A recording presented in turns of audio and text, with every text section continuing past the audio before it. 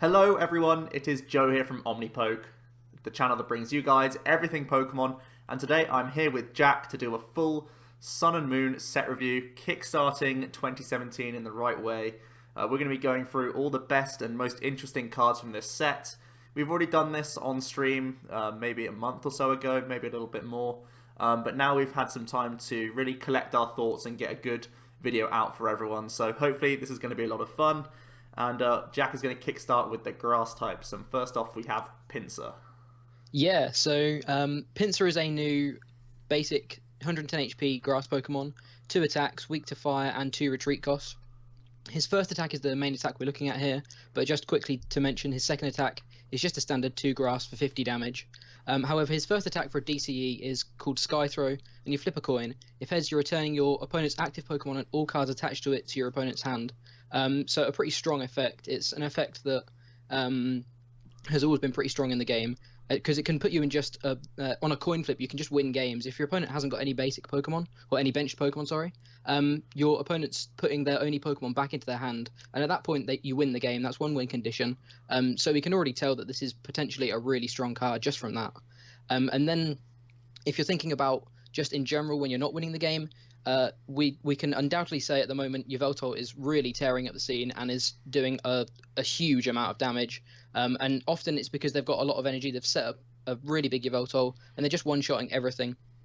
Well, if you can Sky Throw their Yveltal back into their hand on a coin flip, you're kind of putting them so far behind. They're promoting something they maybe don't want to promote, and they have to sort of reattach all of those energy, which is really, really strong. Yeah, absolutely. It's one of those spots where sometimes you could just have no win condition in a game at all. So instead of just scooping up your cards and going to the next game, you just flip a coin, and if you get that heads, you could pick up, something with a whole bunch of energy on it, or you could pick up an evolution Pokemon and hope they don't have the rare candy and stuff like that. It's going to be one of these cards that I think will sneak into decks as a 1 count, just because it gives you the option to not lose the game then and there. There's also potential to actually try and build around this with some sort of Stally deck with things like Bunnelby, Houndoom, stuff like that. Because, again, it's one of these spots where, because they're under so much pressure, we can deny so much energy around the board. If we can simply deal with their one thing in the active that is being set up, it's just going to mean that either it forces more things on the bench from the opponent, so we have Lysander stall targets because they're worried about just losing the game from the first place by flipping heads, but also it just means that if they only set up one attacker and they're just plowing through everything, that's oftentimes how these mill decks will lose. You can just force it all back up into their hand, and with things like even Team Skullgrunt now, we can try and then even try and activate the cards from their hand and get rid of them that way. So Pinsir does have options in a disruption deck, but I think the most common way we're going to see it is in decks that already play DCE, and you just make the space for the 1 count, because you can sometimes just not lose games if you're feeling lucky and you can flip a coin and get heads on it, simply because it's 1 slot in your deck. If you're already playing lots of DCE, it really doesn't hurt that much to have 1 Pokemon in the deck that completely swing a game. So this is definitely a scary card, and there's even the option, like Jack was saying, in the early turns where people can just have a dead draw turn. If you get Pinsir out early, you can just win a game. And maybe there's going to be a Vileplume build where you just have super consistent turn 1 Plume, hope that the opponent can't draw any Ball Search cards or any Pokemon, and you just try and Sky Throw in turns like 1 and 2. And if they can't find any other Pokemon, you just win the game that way. It sounds pretty gross to me. Yeah. Right, do you want to go on to Decidueye? Yeah, next up with Decidueye is the first of the GX Pokemon, so I'm just going to touch on the new GX mechanic just while we're here. Essentially, GX Pokemon are very similar to EX Pokemon. They give up 2 prizes. The 2 subtle differences is that they can be evolution Pokemon, as you can see. Normally, if this was an EX Pokemon, it would be Decidueye EX, and it would be a basic. In this case, you actually have to evolve it.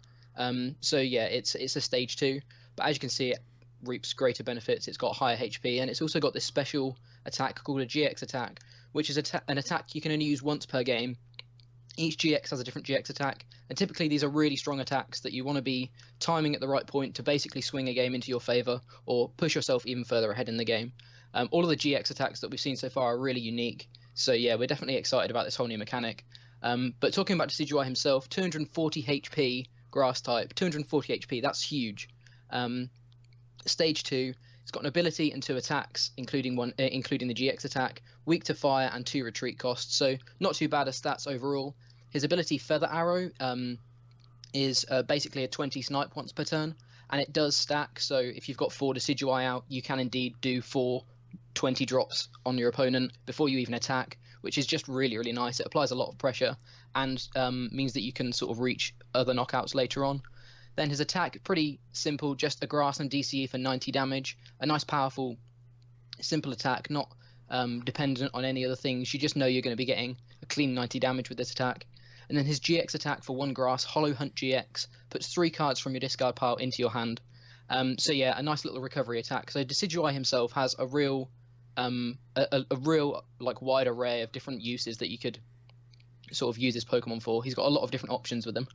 Yeah, he's really versatile, and the thing that we have to mention first of all is that there's so much grass support right now that just because he's a stage 2 doesn't mean you have to write him off. He's actually potentially going to be able to be powered up on the first turn of the game, just because we have Forest, we have the new Shiinotic, which we'll get into in a minute as well, and we have Revitalizer to try and recover these cards. So as Jack was saying, that Feather Arrow does get into higher numbers, similar to things like Crobats and Greninja Break even. If you have enough Decidueye on the board, that Feather Arrow is going to get very, very powerful. It's going to help you snipe lower HP things, as well as combining it with the Razor Leaf attack. You should be able to push into comfortable 2-hit KOs. So it's just really, really strong. And like Jack was saying, the Hollow Hunt GX attack is going to be very versatile. It's going to help you get back big pieces of your deck, like DCEs and Revitalizers, to maintain all your attackers and maintain enough energy throughout the game, because DC is, of course, a pretty precious resource to keep that Razor Leaf going. But not only that, people may try and build around the Hollow Hunt even more, and actually go for, again, we're mentioning the stall approach, with things like Bunnelby and Pinsir, because Hollow Hunt is such a powerful attack. It's reminiscent of Sableye, Junk Hunting, but it's even more versatile because it can be more than just item cards. So you can get things back like Crushing and Enhanced Hammers. 3 Crushing Hammers going straight back into your hand is a huge swing in a game. If you're at that stage in a game, it can be really huge. And also just having 1 or 2 Decidueye, even though it's not a huge amount of damage, you can start pressuring things and picking things off on the bench. So even though you're going for a mill approach, sometimes you might be able to take a prize here or there, or you can force your opponent once again to put things onto their bench so they don't actually just lose the game by getting benched, and that benefits you because you want to be stalling, you want to be Lysandering, heavy retreat Pokemon. So I could see it working in a build like this. Maybe not a really thick line of Decidueye, maybe just like a 2-2-2 or something, because space is going to be an issue, trying to cram in loads of hammers and stuff like that. But overall, the versatility of the GX attack and just how nice the ability is really, really promising for Decidueye. And the most annoying thing for me is I think it means that Garbodor has to remain in format in a prominent way. It's going to remain really, really popular just because we have Greninja and we have this now, which seems even scarier to me than Greninja, because Feather Arrow is just so versatile. It's 2 counters instead of 6, but it's a guaranteed 2 counters. You need to have no hand cards to do it, and you could potentially have 4 in play and 80 a turn wherever you want in those little 2 damage chunks means that you're less likely to be wasting damage. It's really, really strong, this GX Pokemon.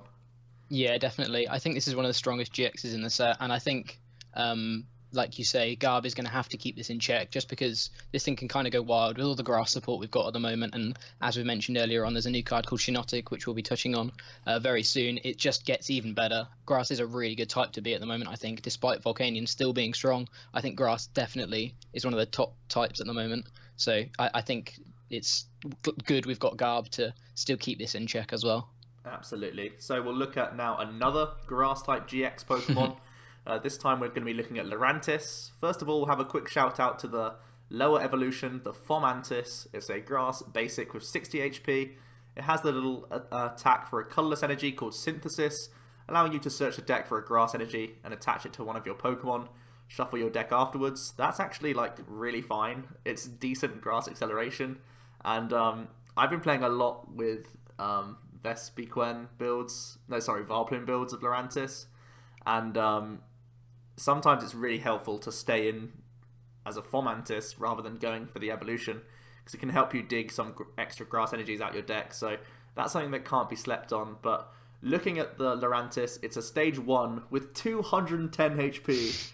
I already think, like, ignoring every other aspect of this card, it's already really, really strong. It's essentially a Mega Evolution that you can get on the very first turn of the game because of Forest of Giant Plants, and you don't even need a Spirit Link. So just the power creep is just immense. Looking at previously popular cards like Mega Manectric and stuff like that, it's already sizing and comparing to it very, very favorably. Let's move on to its attacks. The first is for a grass energy. It's called Flower Supply. We do 40 damage, and we're allowed to attach 2 basic energy cards from our discard pile to our Pokemon in any way that we like. This is absolutely disgustingly good. For a single grass energy, that much acceleration is really good, and I just love the flexibility of this attack. Looking at some of its predecessors, like Volcanion and Mega Manectric, both very popular cards which have been used because they can recover things from the discard pile. Here, Lurantis can do exactly the same thing, but it's even less specific. You can start powering up the bench if you're expecting to get knocked out, or you can slap it all onto itself and go aggressive, trying to move into its other attacks. So I think already that's such a great baseline for the Lurantis. And looking at its other attacks, 2 grass and a colourless, you do 120, and you're allowed to heal 30 from yourself. This is still really, really good for you. That little bit of extra heal is nice. 3 energy attack cost may seem a little expensive for 120, but with so much good acceleration from the lower form and itself, I think it's mitigated really nicely. So combined with the 210 HP, that little bit of extra 30 heal here and there is going to be really, really helpful. And then the one-of GX attack that you can do once a game for a single grass does 50 damage, but the attack does 50 times the number of grass energy attached to Lurantis GX. So it means that 1 energy is only 50, 2 for 100, 3 for 150, 4 for 200, and 5 for 250. I don't think you ever need to go above that. But just being able to blow something up once during a game is really helpful. Having that one-hit KO potential is just a really, really big deal for me. So I think Lurantis is going to be really strong. Just in a vacuum, this card is very, very strong. Yeah, definitely. And I think, as we've said with Decidueye, because of all this grass support that we've got, it just gets even better. You can set this thing up turn 1. You can start flower supplying turn 1, like building up your bench, applying pressure with the 40 damage. It may not seem much, but 40 damage is still, it could lead into a knockout later on. So yeah, with Forest of Giant Plants and Shiinotic, this thing gets set up really consistently, and it's got to the point where you can actually run it very similarly to Vespiquen and Vileplume. Instead of throwing Pokemon in the discard, you're throwing energy in the discard to power up your dudes under Vileplume lock. So you're stopping your opponent from setting up, meaning that you're applying pressure with this 210 HP monster that's still doing so much damage, still accelerating even though you're under your own item lock, can blow anything up with Chlorosize. I think this card is definitely one of the strongest in the set, without a doubt. If you don't want to take it down the Vileplume route, you could perhaps use it more for its Flower Supply attack, just to power up some other things like Lugia or Trevenant EX. Obviously, there are various different attackers that you can power up. Whilst these all would both work off of grass, it's interesting to note that Flower Supply does still work with any other energy. So you can potentially, if you can find a way of getting grass and another type into your deck, you can actually use this as universal energy acceleration. But we think the best way of doing it, best way of using it for its energy acceleration would still be just to stick to grass, just so you don't overclunk your deck. But it just shows how versatile this card is, considering you can run it 2 completely different ways, and I think both would be very competitively viable just because of how strong this card is. Yeah, I think, again, really strong. 2 GX grass types that we've seen, both looking very, very strong. Both with weakness to fire, so that may indicate that Volk is going to be a popular deck in future. But we're saying that the Vileplume build is, right now, that's our favourite way to try and build Lurantis. Just because it can be the ultimate equalizer. As long as that item lock's in play, it's going to disrupt even the likes of Volcanion, make it very difficult for them to set up 3 energy onto their main attacker, and then even if they do get an attack off, it's hard for them to chain the attack without items. So especially because it turns, well, the effect of Volcanion's attack anyway stops it from continuing. So I don't even think this auto loses to Volk. Sometimes there'll be obviously awkward moments, but from what we're seeing so far with the Vileplume build, the list is going to be on the channel very soon, and I've done a lot of dummy hands with that deck. I did 50 just to sort of document it, and even throughout today as well, I did another like 3-hour stint, and I've been constantly getting around the 70% mark of getting the turn 1 Vileplume. It's between 70 and 78%. I think I got the highest in 10 trials, so it's a very consistent build, and it's really scary. I think this archetype is going to go towards the top tier as we move into the Sun and Moon format, so definitely keep an eye out for Lurantis. It is very strong. Yeah. Moving on to the Shiinotic, which we've mentioned a couple of times. It has the ability Luminescence. You can use its ability once during your turn, search your deck for a grass Pokemon, show it to your opponent, and put it into your hand. It's pretty simple, but it's actually a really nice ability. We've seen it on things like Sunflora back in the Heart Gold Soul Silver era. That was a popular card back then. And we've just been spouting about how popular some of these grass Pokemon are going to be in the future, so Shiinotic is often going to find itself as a 1-1 or a 2-2 count in these lists, so that you can help get set up in the early turns, but additionally just help maintain such a powerful board state.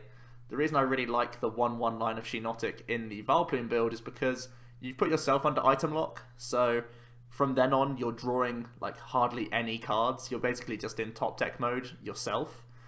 But being able to effectively draw 2 cards a turn, because Shiinotic can pluck something out of the deck, it means that you're thinning your own top decks from the bad things and making sure that you can draw into better things like more grass energy or more supporters and stuff like that. So I like it in the early game, I like it in the mid game. I think it's just a really, really solid card that's going to make its way into these grass decks. Yeah, definitely. Not much else to say from me. Okay, cool. Moving on then. Yeah, next up we've got Tsareena.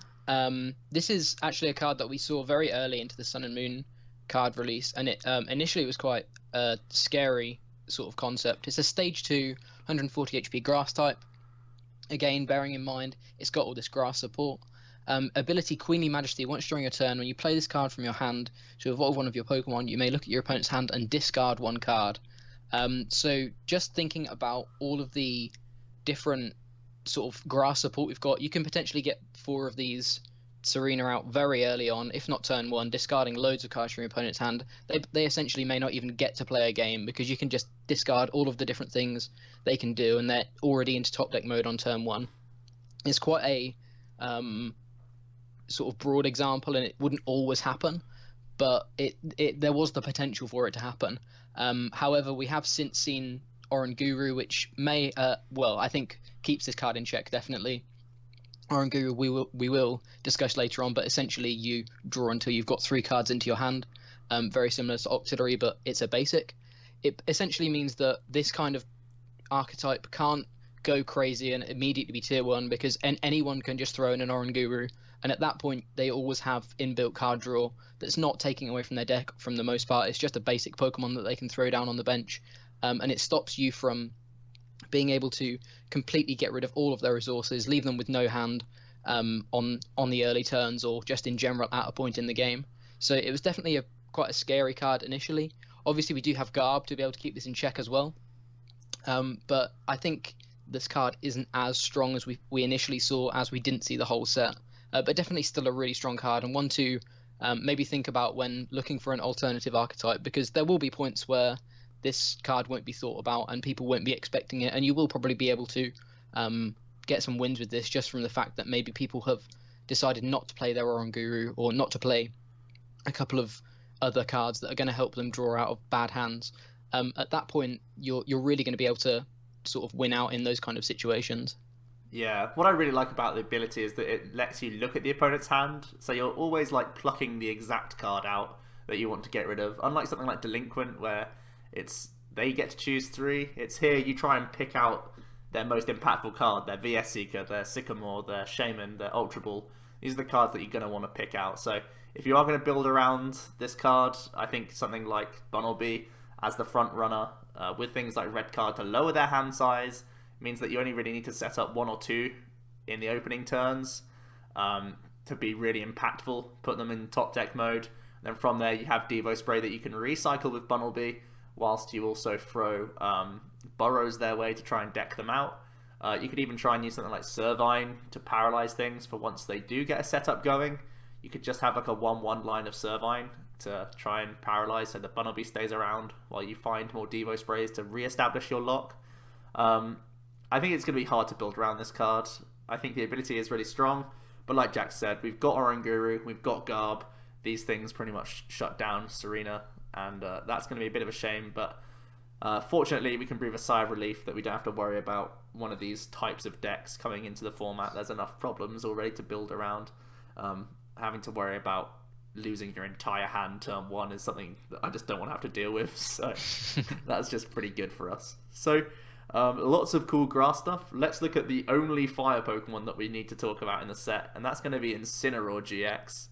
Incineroar GX is a 250 HP Stage 2 GX Pokemon, so again, we're in the realms that's just really absurd. These are Warlord stats right here in terms of HP. It's going to be very, very difficult to knock this guy out in one hit. He also has 3 attacks. The first is the one that I think we will build around most. It's going to be Hustle Blow for a single fire. We do just 10 base, but 20 more for each fire Pokemon you have on your bench. Obviously, there's Skyfield available, so this can get into decent numbers. I think the majority of the time we're going to be going for 2-hit KOs with this guy. Naturally, you've got all your Littens. There's also things like Baby Volcanion that we can use to get some early setup. There's even potential for Ninetales to try and keep Skyfield into play, so that you maintain like a solid 2-hit KO with just a single fire energy.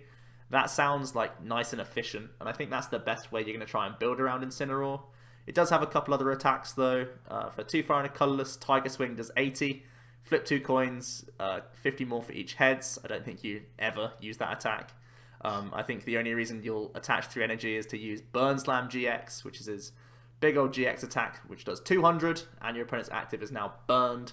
Bear in mind, Burn does have new rules, so it's an automatic plus 20 before asking any questions. So Burn Slam GX is technically 220 damage, so that's actually pretty handy. So I like the early support that it has. I'm just not too sure that it can really be consistent enough in the format, especially when we're going to see item lock from Vileplume coming back in some regards. So I'm not too sure about the Incineroar. What do you think about it, Jack? I actually, I'm unsure. It's like not. I don't think I've tested it enough to fully know whether it can survive yet and whether it is going to be able to compete with some of these other decks. I think the fact that it's got access to Max Potion with a 1 attack cost is really, really nice, because 200. We've just mentioned how 250 HP is the same HP as Wailord, which is a deck that's renowned for not being able to one-shot it. Mm-hmm. And at that point, if you can't one-shot this and you're able to take a 2-shot on an EX, you've taken 2 prizes, and more often than not, you're going to be able to at least deal some damage to another Pokemon.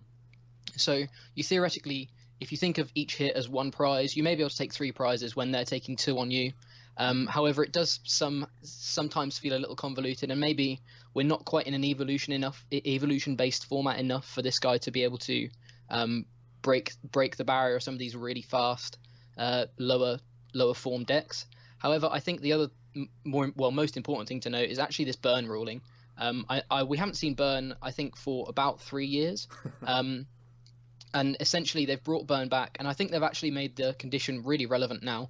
Initially, it used to be, if your opponent's active Pokemon was burnt, they'd flip a coin and on a head. I can't remember whether it's your heads or their tails, but essentially that the 20 damage was on a coin flip. Mm-hmm. Now they automatically get dealt the damage, and then they flip a coin to see whether they continue to be burned. I think this makes it actually a relevant status condition now, because it used to be that there was never any reason to really run burn over poison, simply because poison guaranteed an extra 10, so you just built around the extra 10.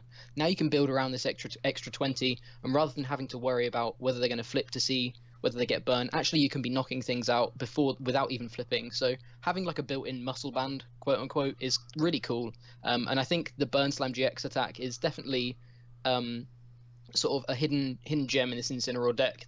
You may be sort of looking at your opponent's board thinking that they're only dealing 2 shots with this Hustle Blow, maybe eventually reaching 1 shot if they can fill their bench, but I think it's unlikely. But having access to this 220 Burn Slam, 220 damage Burn Slam attack is just what these GX attacks are all about. They just flip the board. They really, really apply pressure. They can just get a knockout, like a guaranteed knockout at some point. So I think whilst Incineroar may not be quite ready for the format yet, I think it's definitely a card to keep in the back of your mind. And as soon as the format slows down, I think this deck has real power behind it.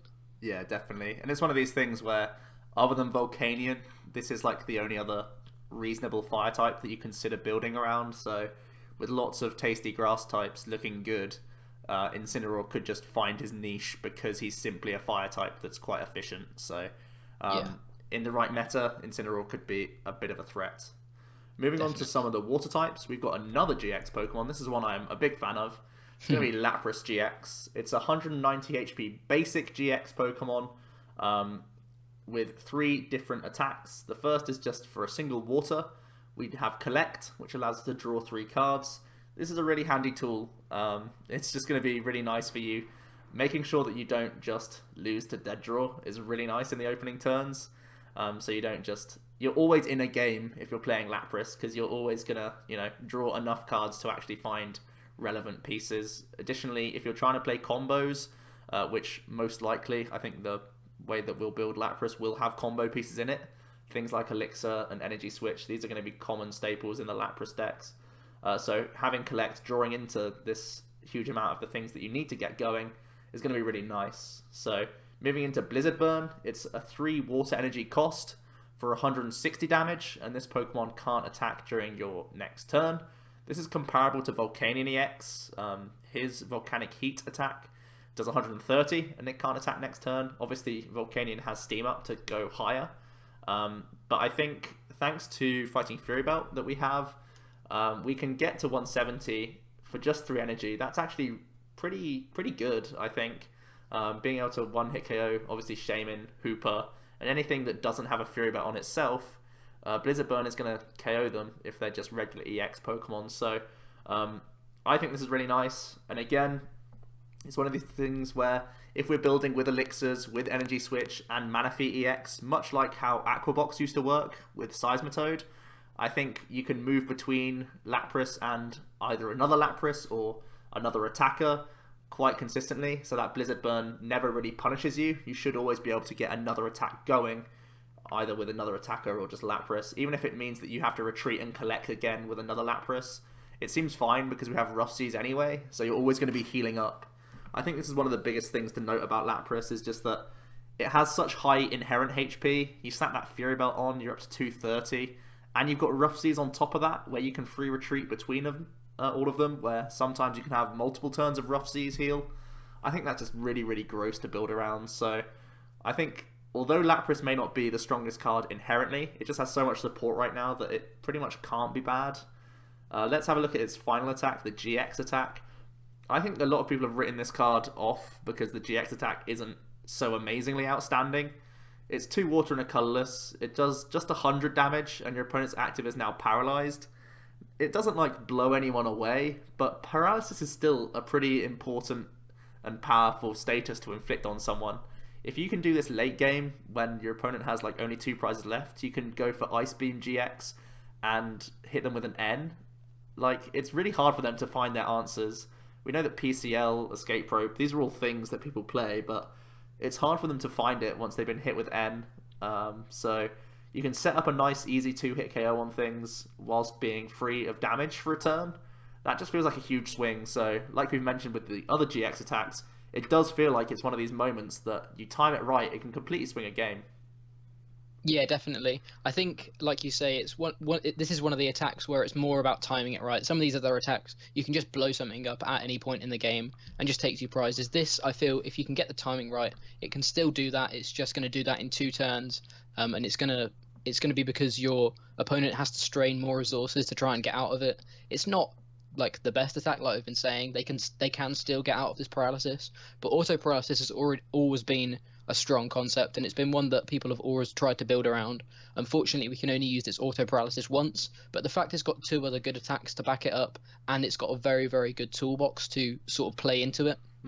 I think Lapras still is a very, very good GX. I initially did also write it off, and since playing the deck, I actually think this is still one of the stronger GXs in the set.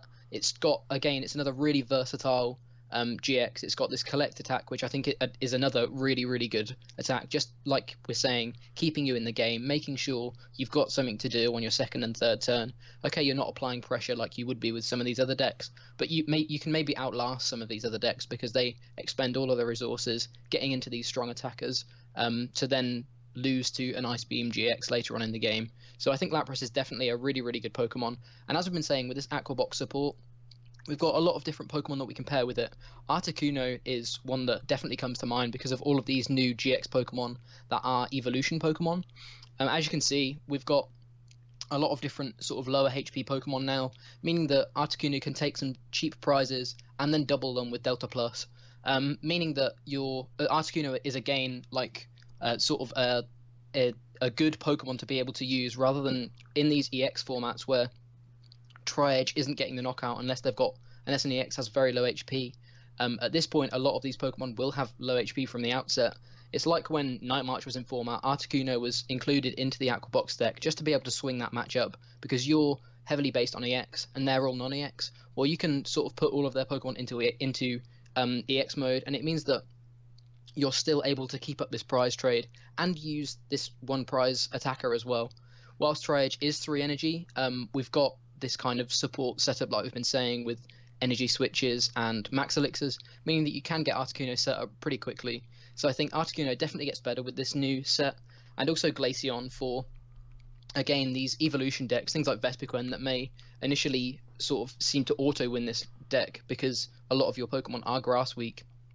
Glaceon can lock them out. It's one of these evolutions that has already seen play in things like Plume Box and stuff. Crystal Ray just locking your opponent out. If they can't find Ranger, it means that they can't do anything for their turn. And at that point, you're again gaining momentum on them, gaining tempo on them.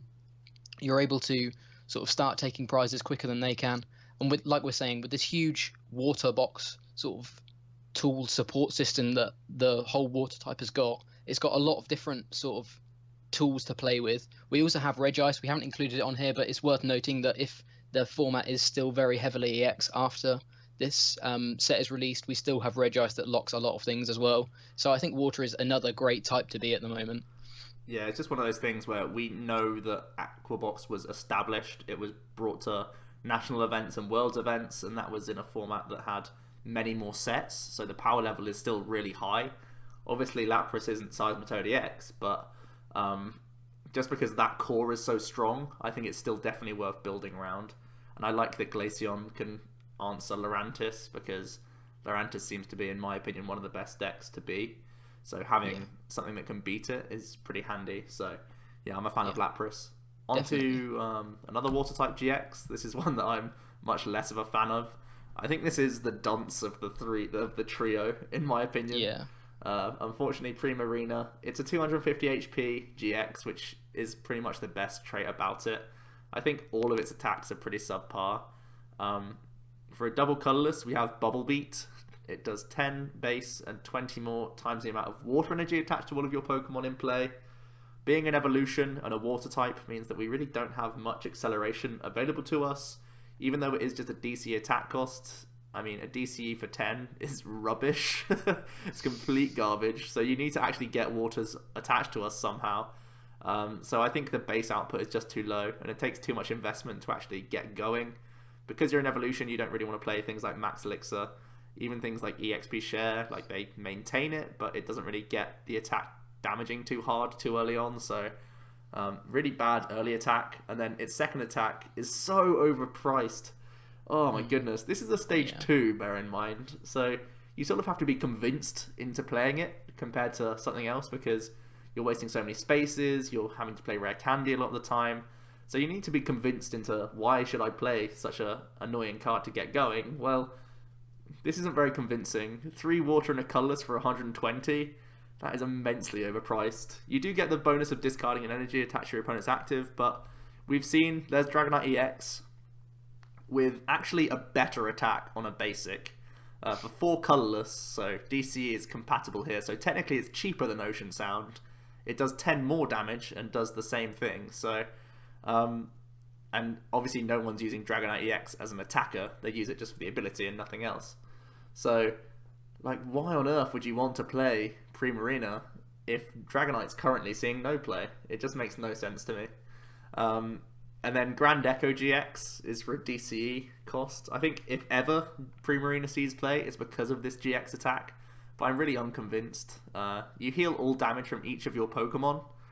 That's kind of okay. I think it needs to hit like 2 or 3 targets to be valuable, to be honest. 2 or 3 things that are really heavily damaged. Obviously, you could have lots of Primarina, all with damage, then you heal them all off, and then hopefully then, at that point, Bubble Beat is doing some sort of good amount of damage if your Primarina all have 2 waters on them or something like that, but I'm still not that convinced, and because we have Lysander in the format, it feels like things are always going to be KO'd, so it's not going to be too easy to sort of hit and run and hide and wait until Grand Echo gets immense value. I just don't think that ever happens.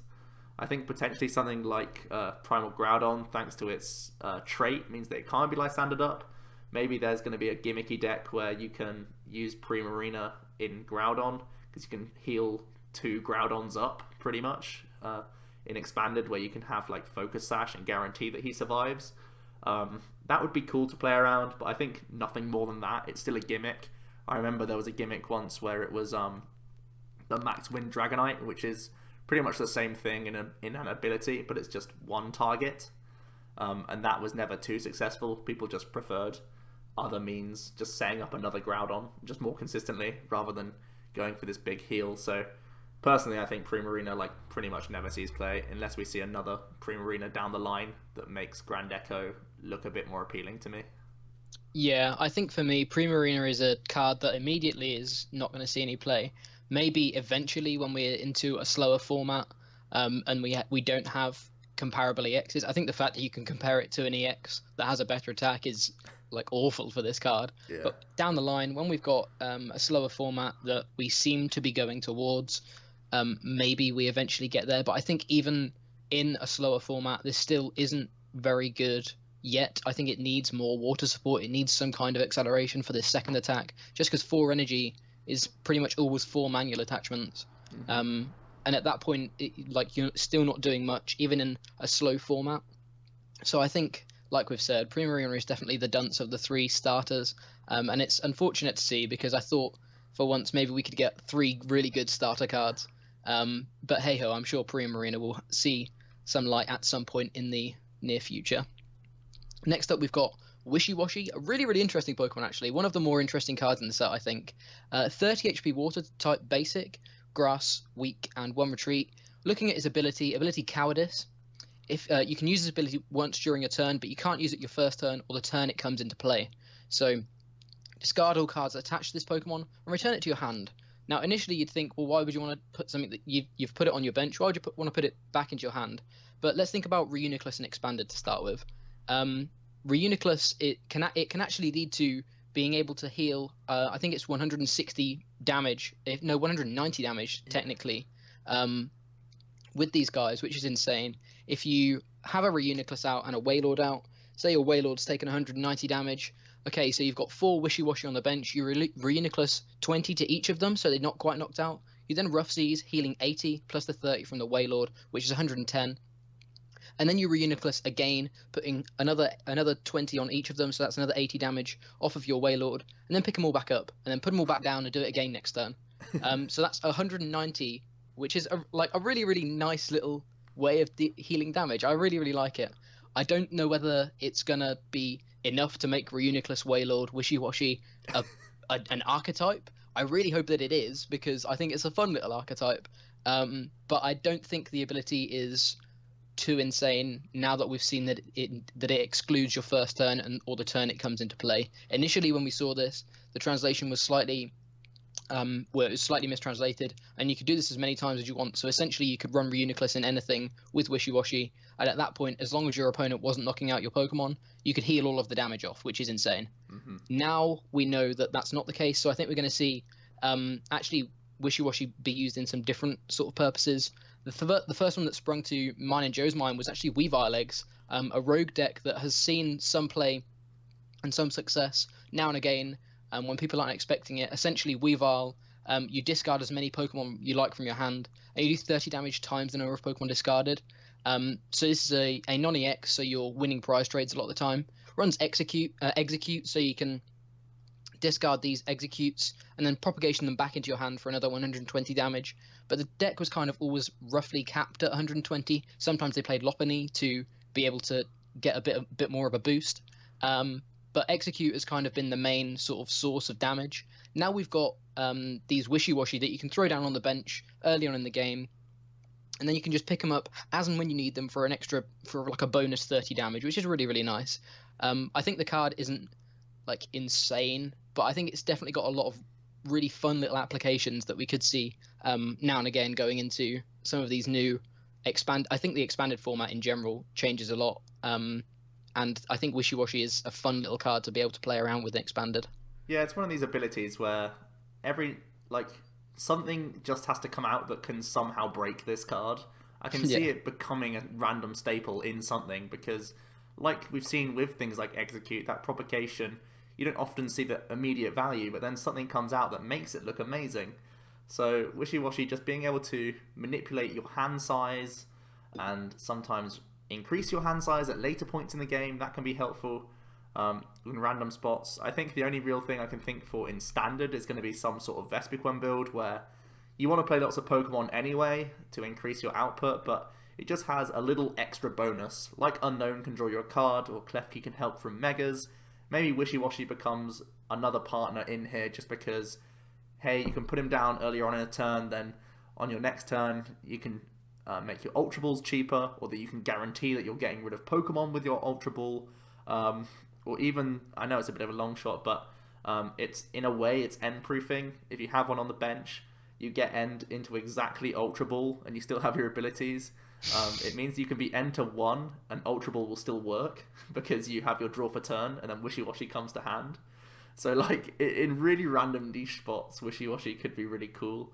Honestly, I think it doesn't see play in anything in standard other than maybe Vespiquen as like a 1 or 2 of, but it's going to be one of these things that where keep an eye on it, keep it in the binder. It's got a really cool ability. It could be broken at some point. Just we need to see the right partner for it. And what I think most is that it bodes well for the future of Wishiwashi. This could have just been a card that just like does 10 damage and like no one really cares. It's just something to fill out the set. But because it's such an interesting card, it's such an interesting Pokemon in the video game, it means that they've sort of set the bar high for Wishiwashi, that they want to make it exciting in the card game as well. We've not seen the schooling form yet, so there's plenty of ways that they can make Wishiwashi a cool card in future. So I'm quietly confident that we'll get more interesting cards from Wishiwashi. Yeah. On to the lightning types, and there's only one that we want to discuss. It's going to be Vikavolt. It's a 150 HP lightning type with the ability Strong Charge. Once during your turn, you may search your deck for a grass energy and a lightning energy and attach them to your Pokemon in any way that you like. Shuffle your deck afterwards.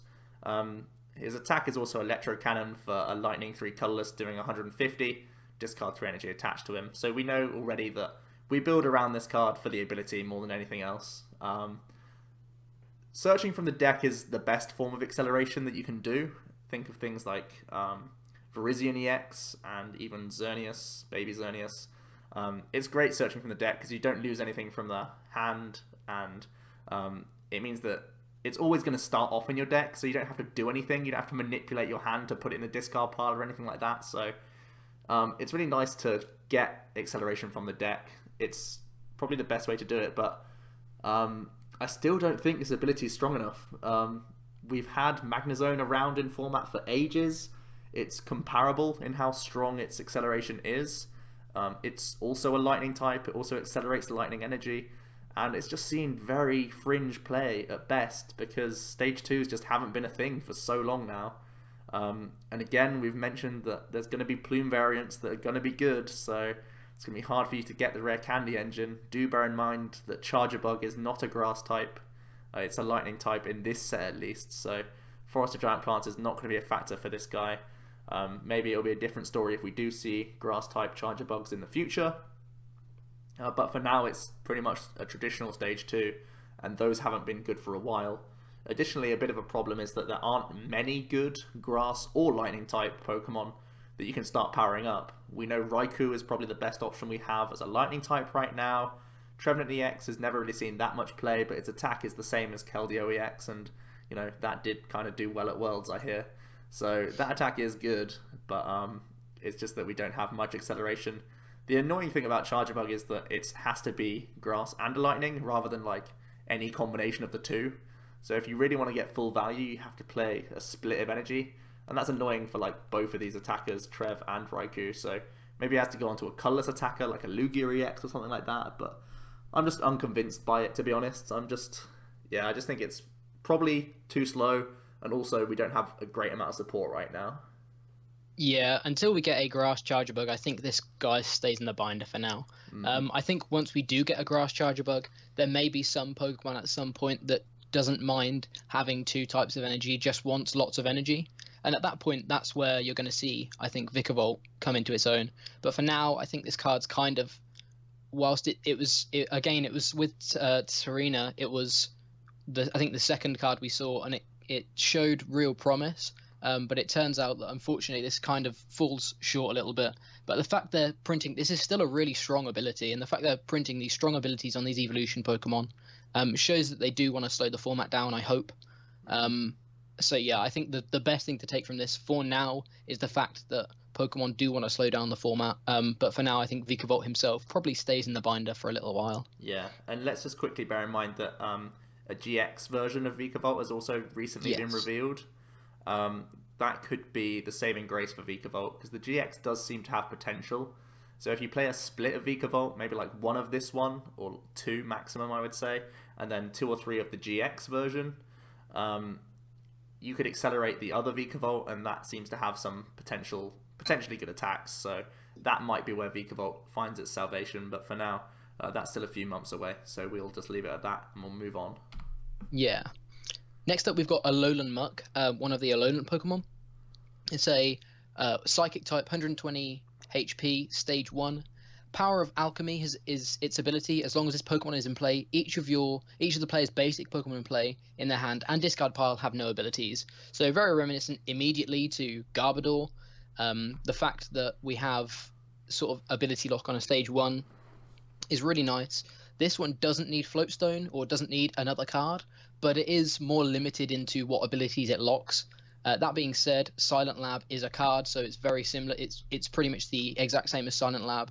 And as we've said here, you can Wally it. So you can start with a Silent Lab, and if you can't find your Wally, you've still got that ability lock. If you can find Wally, you've got your ability lock from turn 1, which I think is really strong. Basic Pokemon have always had quite strong abilities. Think of Shaymin EX, for example. If you can get a Wally turn 1, or a Silent Lab turn 1, you're immediately shutting down your opponent's abilities on their basics. And if it's Wallied, it means that they're even less likely to be able to counter it. I think there's no way of being able to counter a turn with Alolan Muk, getting your abilities back online. Obviously, Silent Lab, you can bounce the stadium, but in this case, you can't really. It's worth noting that the Alolan Grimer, has a free attack. Free attacks have returned to the game. Poison Breath, flipping a coin. If heads your active Pokemon, your opponent's active is now poisoned. Another fun little card. Not insane, but the fact that you don't have to run a specific type of energy for this guy means that you don't need to sort of change your deck in any way. His attack, Crunch, for Psychic, Colorless, does 90 damage and flips a coin. If heads, you discard an energy attached to your opponent's active Pokemon. I think it's rare that you're going to use this, but it's nice knowing that we have not an awful attack to use. The main thing to think about is how we're going to pair this, or what we're going to pair with this card. And I think the two things that come into mind first are Solgaleo and Greninja. Solgaleo is a new card. We will go over it a little bit later on, but seems to be really, really strong coming out of the gate. And being able to stop your opponent's basic Pokemon abilities means that Solgaleo doesn't have a huge issue with, or as much of an issue with Volcanion, which it initially would. With Greninja, being able to stop your opponent's basic Pokemon abilities is just another nice way of being able to complement Greninja nicely. You're not hurt at all by what you're doing. Greninja doesn't play any basic Pokemon abilities ever. So it's just like another nice complement to Greninja, and it could be somewhere that we see later down the line that we could pair with the Greninja Pokemon. Yeah, it shuts off the Giratina promo, which I think is one of the biggest things you have to shut down, because otherwise it's just another counter to you that's just a 1 count, so it's less investment than a Garbodor. So Maybe Muk goes in with Greninja. I imagine it's more likely that they'll just go to a Silent Lab build and have to sack off Rough Seas. And like you say, Solgaleo could benefit from it. I think the main thing about Muk is just the Wally aspect. I think there's so many decks that I've tried to build right now in the Sun and Moon format which have a big turbo engine with like 3 Shaman, bunch of Trainer's Mails, Ultra Balls, Acrobikes. And if you're going to be the person who just goes Wally Garb, sorry, not Wally Garb, that's just such a reflex, Wally into Muk, you pretty much lock down all of these turbo engines. So if you can just have a decent attacker, almost the way we see Trevenant in Expanded, where you just go for that Wally and suddenly your opponent's setup is so much worse. Hooper doesn't work, Shaman doesn't work, and so many other things get shot off as well. And unlike Silent Lab, it can't be bounced. There's nothing they can do about it. Abilities are gone from the game. As long as you can build your side of the deck so that you have either, you know, a really high supporter count or lots of item draw, where you're not affected by Muk turning off abilities, but your opponent could be. I think that's why we're going to see Muk at all, rather than Garbodor. Even though Garb's still in format, I think people will play Muk for different reasons. So we'll see them both, even though, you know, Garb covers a wider range of things. Muk is still going to find his niches, and I think he's going to be really cool to build around with that Wally engine. I think he has a lot of potential. Quick, also good thing to note is that both things are heavy ball searchable. The Grimer and the Muk. They're both super heavy Pokemon, so we can play a heavy ball engine to search both of them out. That's pretty cool. On to a really, really cool Pokemon here, the Eeveelutions. Eevee's been known to have interesting you know, text on it, and here it has both a good ability and a good attack. Its attack for a colorless is just quick draw, flip a coin if heads, draw a card. It's not great, but I think you're rarely ever going to use its attack anyway because of its ability Energy Evolution. You may use the ability once during a turn when you attach a basic energy from your hand to this Pokemon. Search your deck for a card that evolves from this Pokemon with the same type of energy as you attached, and play it on top of this Pokemon to evolve it. So you may notice I've put a little Psychic and a Dark Energy on here. That's because the 2 GXs that we have are going to be Espeon GX as well as Umbreon GX as well. So basically, to get a 200 HP Stage 1 Pokemon that can start attacking, because they both have single energy attack costs, only requires 1 energy drop. That is just so good. It's going to be amazing for consistency of these decks, and straight away it makes me want to play them because it's so inherently consistent. You're already playing, you know, like 8 or 9 basic energy probably, so you just have to find one of those and you're pretty much completely set up with your main attacker. It's just really, really appealing for me. So jumping straight into the Espeon GX first of all, it has Psybeam for a Psychic Energy, doing 30 damage, and the defending Pokemon is now confused. This is fine. Because we have Energy Evolution, we can potentially do this if we're going second and pretty much kick off with a good little 30 damage poke. And Confusion's like not bad at all. It can put your opponent into awkward spots. Every now and again it means that you don't receive damage that turn while they scrabble to try and find like switches or Pokemon Center Lady and stuff like that. So it's actually a pretty good first attack. Its second attack isn't too shabby either. Psychic for 1 Psychic Energy and 2 colorless, does 60 base and 30 more for each energy attached to your opponent's active. This scales quite quickly. It's really nice actually. It's reminiscent of Psychic Infinity in a way from Mega Mewtwo, because it's that 30 times, but it's only on your opponent's side of the board. So I like the base output. You're probably always doing like 90 at least, and there's a lot of Pokemon in format right now, like Lurantis, Yveltal EX, all these things that have to commit energy onto themselves. So Psychic is normally doing a good chunk of damage. Looking at his GX attack, it's again Psychic into colorless cost. It does place 10 damage counters on your opponent's Pokemon in any way that you like. That's why you can see the Espeon EX on the right side of your screen there as well, because combining that with something that devolves your opponent's side of the field, especially if we're going into this format where there's going to be ridiculously high HP Pokemon, 200 plus, evolving from things that have 50 or 60 HP, being able to use this GX attack can sometimes, in combination with devolving, get you like not only a cheeky like 1 or 2 prizes, it's also going to just completely wipe them out of their entire board state. So despite it not looking powerful straight off the bat, if you actually create the sort of game state where you can devolve 2 or 3 targets all at once, you pretty much wipe your opponent out of their entire board. So this GX attack is not to be taken lightly either. Yeah, definitely. I think both of these evolutions, will go over Umbreon in a second, but both of them are really interesting. I think Espeon's got a nice array of attacks, and I like that it's got a similar sort of theme as the EX. It means that you can pair these two quite well together. The fact that we've got EV, I'll just touch on, is, I think, insane. I think it's unlikely that we're going to see more Evolution GXs, but if we do, we've already got an inbuilt engine for them. Energy Evolution EV has always been such a good EV to have, and I think, yeah, this is just a really, really good card. Moving on to the Umbreon, we've got 3 attacks again. The first attack, only for 1 dark, does strafe, 30 damage. You may switch this Pokemon within your bench Pokemon. So turn 1, you're going to be attaching a dark to evolve into Umbreon EX. You can then strafe to avoid taking early damage, which is really nice. Begin setting up on the bench maybe, or throw up something that you don't want or that's awkward for your opponent.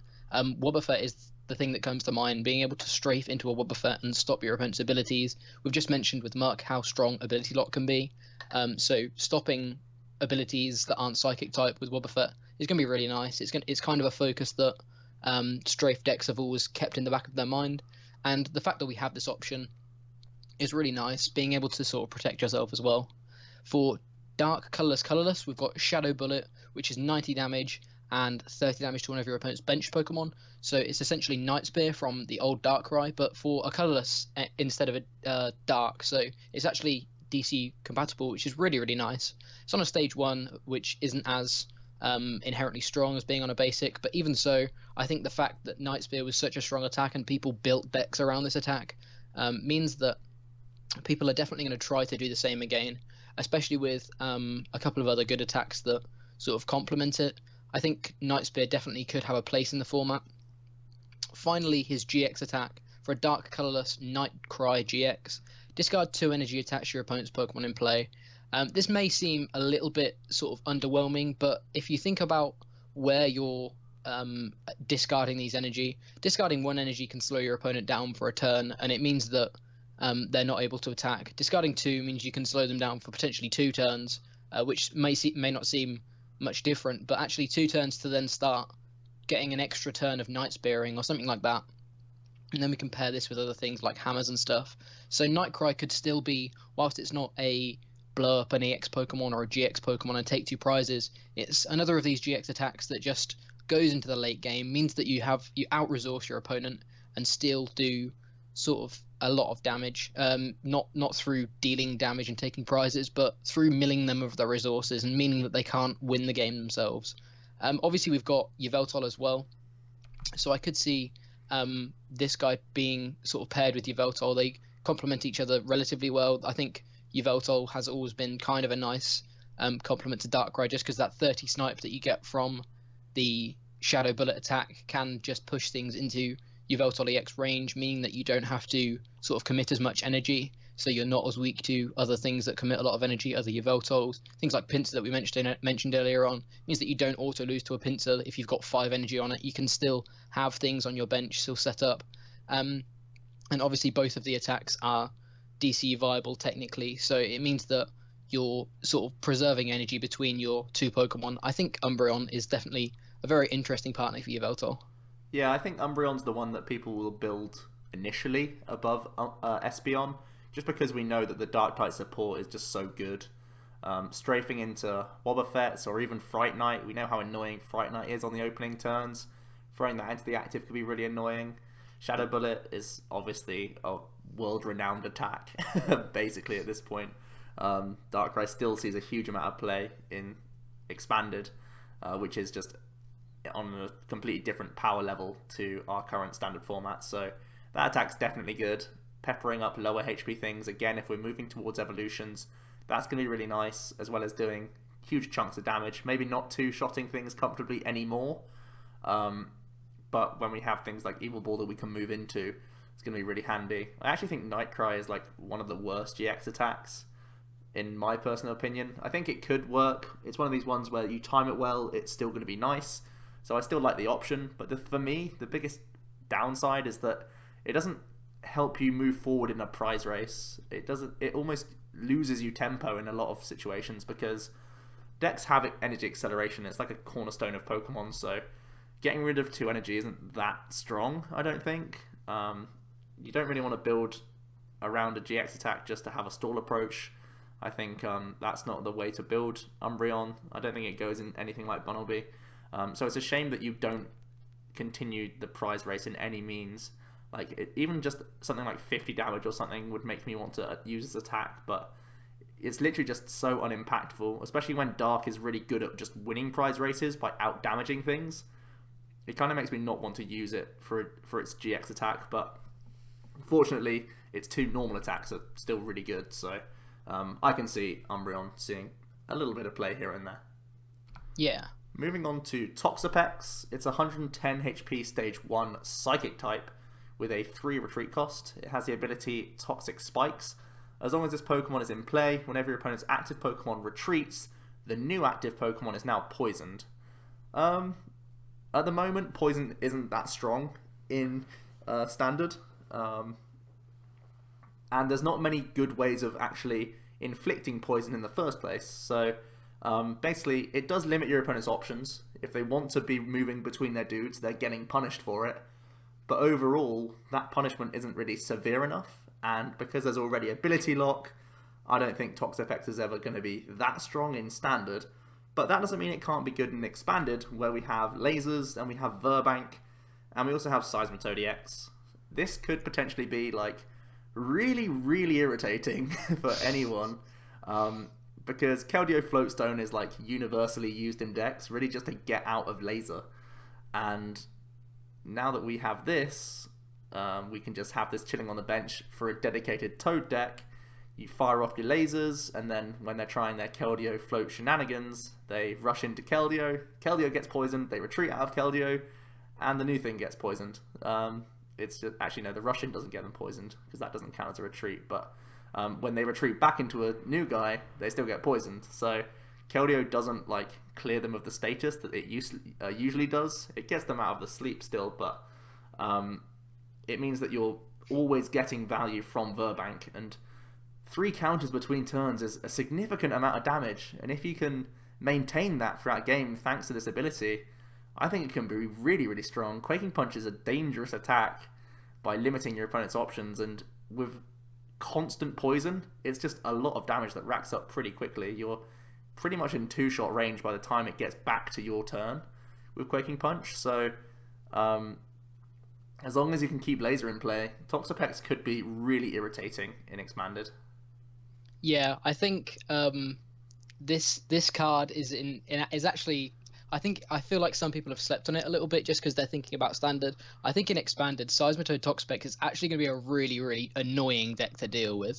Mm-hmm. There's not as much ability lock. Ability lock is still a thing, but like you can still get away with running more of these niche abilities. I think it's actually potentially a Lysander target, which when it's a Lysander target that isn't Seismitoad, you know that Pokemon's strong. And I think this can annoy people enough to warrant them getting rid of it off the board, because that, like we're saying, that extra 30 damage just puts so much pressure on the player. Seismitoad has always been a card that has focused on locking your opponent and then dealing sort of bonus damage to be able to take knockouts. But if they can't fight, they have 4 lasers and sometimes a way of recovering lasers, but it's unlikely a lot of the time. Now you don't need the lasers all the time. Okay, the lasers are nice for sleep flips, but you can time them for when you need the sleep, and when you're just pushing for more damage. You've got Toxapex, you don't need to waste these laser flips, and you're still applying pressure.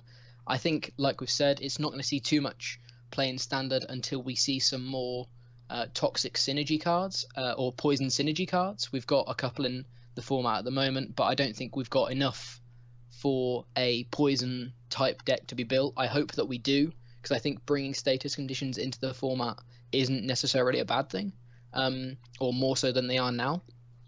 But I don't think it's got enough to be able to prove itself in Standard. But I think in Expanded, potentially Toxapex Seismitoad is Toxapex is the new partner for Seismitoad, at least for the first few tournaments going into Sun and Moon. I think you guys can expect to see some people trying this out.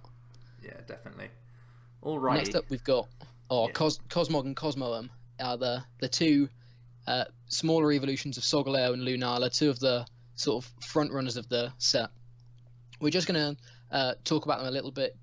Lunala and Solgaleo are the main sort of Pokemon we want to be talking about, but just for now, it's worth noting that these cards aren't inherently useless. Cosmog, 60 HP, colorless, collect dust, draws you a card. Not a bad attack at all. If you're in a pinch, drawing a card can help. Secondly, Cosmoem has 3 retreat, but it has a teleport attack. Switches Pokemon with one of your benched Pokemon, meaning that you can't be Lysander stalled if it's got an energy on it.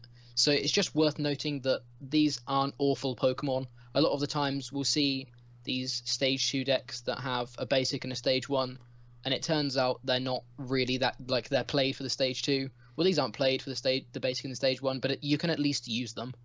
It's worth noting that because of Solgaleo and Lunala both evolving from them, it's got a similar sort of aspect to Gardegalade back from the old Diamond and Pearl format. This was a deck that was really, really strong, saw a lot of play, and like you didn't run the deck because they both evolved from Routes and Curlier, but the fact that you didn't have to run 2 Stage 2s just helped the deck's consistency, meant that it didn't sort of fall off at the first hurdle.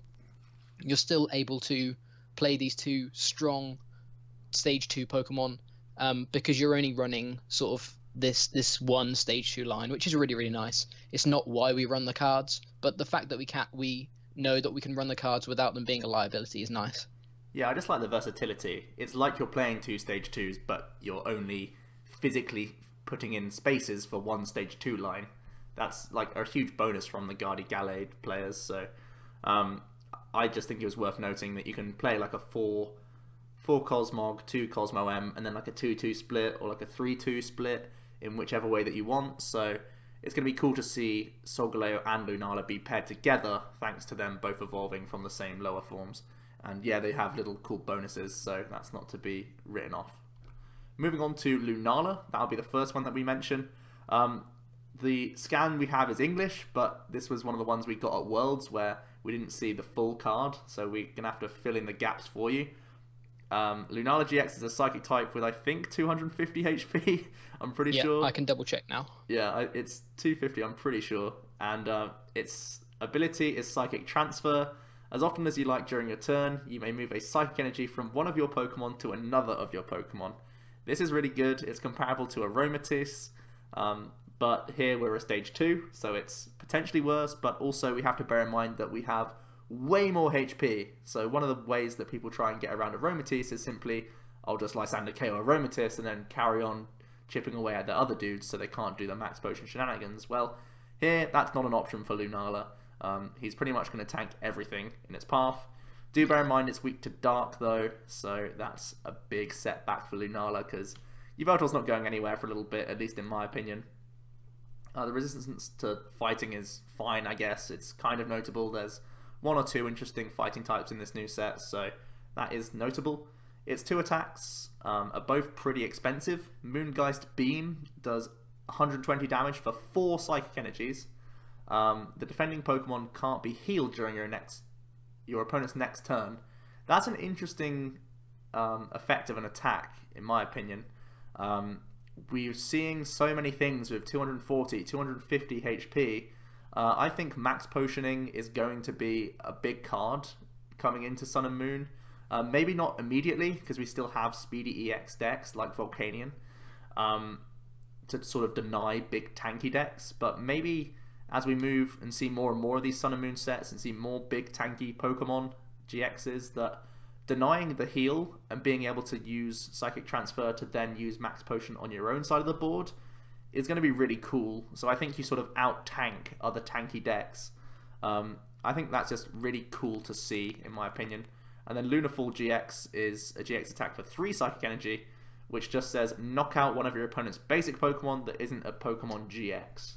I actually think this is not the best of GX attacks.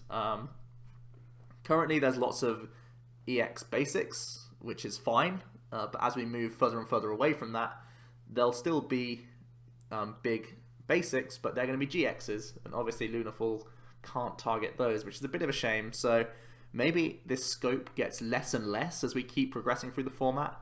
Right now, it's not terrible. 3 energy to guarantee a KO on something like a big Yveltal EX is really nice. It's kind of how we saw Snorlax GX get played recently in Dallas, just so it could use its GX attack to guarantee a KO on something big.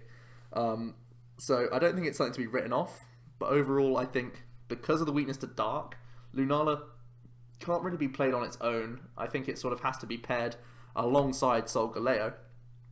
We'll talk about Solgaleo more in a little bit. We'll talk about the full stats and everything, but really, because of the Soul Burst GX attack, it means that we can get lots of energy into play, so that high attack cost from Moongeist Beam isn't sort of out of reach. If we use things like Rainbows and a split of Psychic and Metal, thanks to Psychic Transfer, we can move these around, at least the Psychics and the Rainbows, quite consistently, so we can attack with both Solgaleo and Lunala when need be, and then we can use Max Potion, taking advantage of the high HPs that both of these guys have.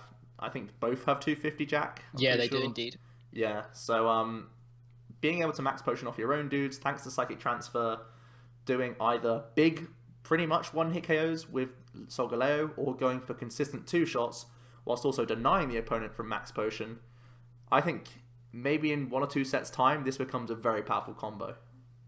Yeah, definitely. I think Lunala it's slightly overcosted, unfortunately. I think Moongeist Beam would be a very good attack at 3 energy, but it's too expensive at 4 energy, so it's kind of hard to gauge where this attack would be fair. But as we've been saying, I think this card definitely has some potential, even though it may not be as useful as some other GXs we've got. Psychic Transfer, as we've been saying, has always been a good ability. Those types of abilities have always been good. Being able to move your energy around. Max Potion, like we're saying, is such a strong card, I think, in this format. Moongeist Beam then stopping your opponent's Max Potions is just really, really big, and a really, really nice new effect that we've seen. I don't know whether we've seen it in the TCG before, but it's definitely a nice effect to see. And Lunafall GX, like we're saying, it gets worse over time, but for now I think it's still a pretty solid attack. Obviously, they don't want you taking 2 prizes with this GX attack, but you still are until we get rid of EXs. That being said, I think it's a little bit underwhelming, especially when compared to Solgaleo. I think Solgaleo is the legendary that does trump out of these 2 Pokemon. But that being said, I don't think Lunala is at all a bad card, and I think it's definitely it's going to be maybe a while until we see the perfect 60 cards for this kind of Solgaleo Lunala build. But I think we're going to get there, and I think this definitely could be a top-tier archetype going into this new format eventually, once people have established how this list is built. Yeah, definitely an interesting one. Moving on to something literally completely different, something that's just a bit of raw pace, and something that you can immediately look at other builds that we've seen in the past, and pretty much just look at that sort of skeleton and think, you know what, this could work. This is Passimian. It's a basic fighting type with 110 HP. It has 2 attacks. The first is Fling for a fighting energy, doing 30 damage to one of your opponent's Pokemon. This is fine. I mean, we do have strong energy, we have Regirock, so this could get powerful, but I think the thing that we should be paying more attention to is actually the second attack, Team Play. Team Play does 10 base, and it does 30 more times the number of Passimian you have on your bench. So, with a full bench of 4, because we can actually use Mew to copy this basic Pokemon, we can do a baseline of 130 damage, which is actually really nice for just a DCE, and it's going to be really easy, actually, to get lots of Passimian on your bench because of some of the new cards we have. We have a Speedy Engine, we have Oranguru that can help us out, draw cards, and it's also going to be a nice late game option to protect us from N. We have so much Ball Search. We have the new Nest Ball, which gets us basic Pokemon. We have Ultra Ball, Acrobite, Trainer's Mail. You just have so much space with this deck, which is what I absolutely love. Your deck can be all basic, just having Mews, Passimians, Shaymins, and then you have 4 DCE, and then from there you just have space. You have space for tons of Ball Search, tons of draw cards, tons of recovery, having things like Puzzle, Special Charge, and Revive to maintain these Passimians is going to be just really, really awesome. And you also have a Teammates engine, because you're going to be an all non-EX deck. It kind of reminds me of a Gyarados build in a lot of ways, because you set up this strange board state where you need to get lots of Passimian out, and you just need to recycle your DCE the whole time, and teammates can get you into puzzles, and it can get you into DCE itself. So as these Mews get knocked out turn by turn, you're maintaining your damage output every single turn in response, because it takes so little to maintain this output. It's what I really like about the deck. It just takes nothing to get going, really. You're always set up on turn 1, doing like at least 100 damage, and then from then on, because you have so much draw power, so much cycle for your deck, that you have literally, if you get hit with an N, you never care, because you have Oranguru, and you have just so many draw cards anyway that you're going to get back into your things most of the time. I just think it's just really, really cool. I think there's also a couple things we can work with to make it even more awkward. We have Bursting Balloon, which could be worked into this deck, where you have Mew doing 130 damage each turn, and then you put the Bursting Balloon on the active, so if they want to do anything to your Mew, they have to take an extra 60, pushing it to 210, and that's just really great. Oh, sorry, it pushes it to 190, right? 190 is just really gross. That's just KOing a lot of EXs, or you're getting a KO and then they bring something else up, they get hit with 60, and then next turn you're getting the KO to finish them off. The numbers just work really nicely and aggressively, and if they're Lysandering around Mew, they're KOing a Passimian probably, but it means you've kept your DC on the board a lot of the time. So Bursting Balloon could be a great option here for making it awkward for your opponent, force them to play around more things. But also Fighting Fury Belt is equally annoying. Maybe not as good on Mew, because you're still low HP, but putting a Fighting Fury Belt onto a Passimian, bringing that into the active, as long as you have 3 Passimian on your bench, you're still doing 110. That's just still really decent damage. Consistent 2-hit KOs with 150 HP on a non-EX. That's just really, really good. I think it's just good. I don't think there's any other way I could describe it. It's just super consistent. DC is so cheap, and you're always going to get going. I think there's a lot of reasons why I'm drawn towards the Passimian deck. It's worth noting that I've known Joe 7 years, and I've never known him as excited about a deck. We have been talking so much about Passimian, and I think it's, again, kind of one that people haven't really considered enough as to how to build this. It's got a lot of options. It's actually kind of tanky with 150 HP potentially, meaning that you can two-shot things for one prize. There's not much I want to say to compliment that. I just think the deck's got a really, really nice engine. It actually kind of feels a little bit Night Marchy as well. You've got these common Pokemon that are hitting huge numbers, a lot of space in the deck, meaning that you can build it how you want.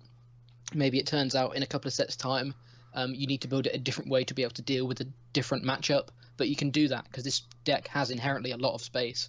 So yeah, it's definitely not one that I'm going to dwell on just because I think Joe said everything that needs to be said, but definitely a really, really strong Pokemon. And an archetype that I think is going to be popular at the top tables, at least initially in the set release. Yeah, I think initially is definitely the key, because whenever someone's going to try and be too greedy, if people are trying to build Solgaleo Lunala, for example, that feels like a really greedy deck where they're trying to get a big setup going, trying to get 2 different stage 2s online with lots of energy, trying to move between them intricately with max potion, and then they come up against a Passimian, and they just boom, take a prize turn 1, take a prize turn 2, take a prize turn 3. Like, it just feels, again, like it's a mixture between Night March and Gyarados, in my opinion. It doesn't hit as hard as either of them, but it's so much easier to get your setup going than both of them. It does what it needs to do very, very consistently, and that's just the cornerstone of a good deck, in my opinion. If you can do the thing you want to do every single game, you're just very happy with that, and it's really down to see if doing 130 a turn is good enough to win you games as a almost pretty much all non-EX deck, and I think personally it should be a lot of the time. So yeah, definitely. Next up, we've got Lycanroc GX, another GX from the format. I believe this isn't actually in the set; it's coming in a box, but we wanted to bring it in because I think the box is released at a similar time, and even so, we wanted to talk about this card because it's worth noting a couple of things about it. First off, 200 HP, stage 1, so still a respectable amount of HP, more than that for a stage 1. Weak to grass, so again, bit of an awkward type, as grass does seem to be getting a lot of different sort of useful Pokemon. But that being said, still, I think a strong card. And one retreat, just because this is the midday form of Lycanroc, so it's the super speedy version. First attack, Crunch, doing for a fighting and a colorless, doing 30 damage, discarding 1 energy attached to your opponent's active Pokemon. Very reminiscent of the latest Raticate that we've seen. And it can be boosted with fighting support, I think is the biggest thing. Secondly, we've got Accelerock, which is fighting colorless for 120 damage. Again, with strong energy, with things like that, we can be boosting this to hit very high numbers. Finally, Lycanfang GX is his GX attack for fighting colorless, 200 damage, discard 2 energy attached to this Pokemon. Another of these attacks is just super simple, basically blow up whatever's in front of you, take the last 2 prizes of your game, and win the game there and then. So the fact it's a fighting type is very, very nice for it. We have strong energy still in format. We have Carbink Break, which is naturally a very, very good accelerator, and we have Scorched Earth to complement both Carbink Break and the deck itself being able to discard energy to draw more cards. So I think fighting type is a very, very strong type to be. As we've said with the first attack, it's very, very similar to the Raticate from Evolutions, which saw some amount of play in London at least. It was in the top 32, so we know this isn't something to just sleep on.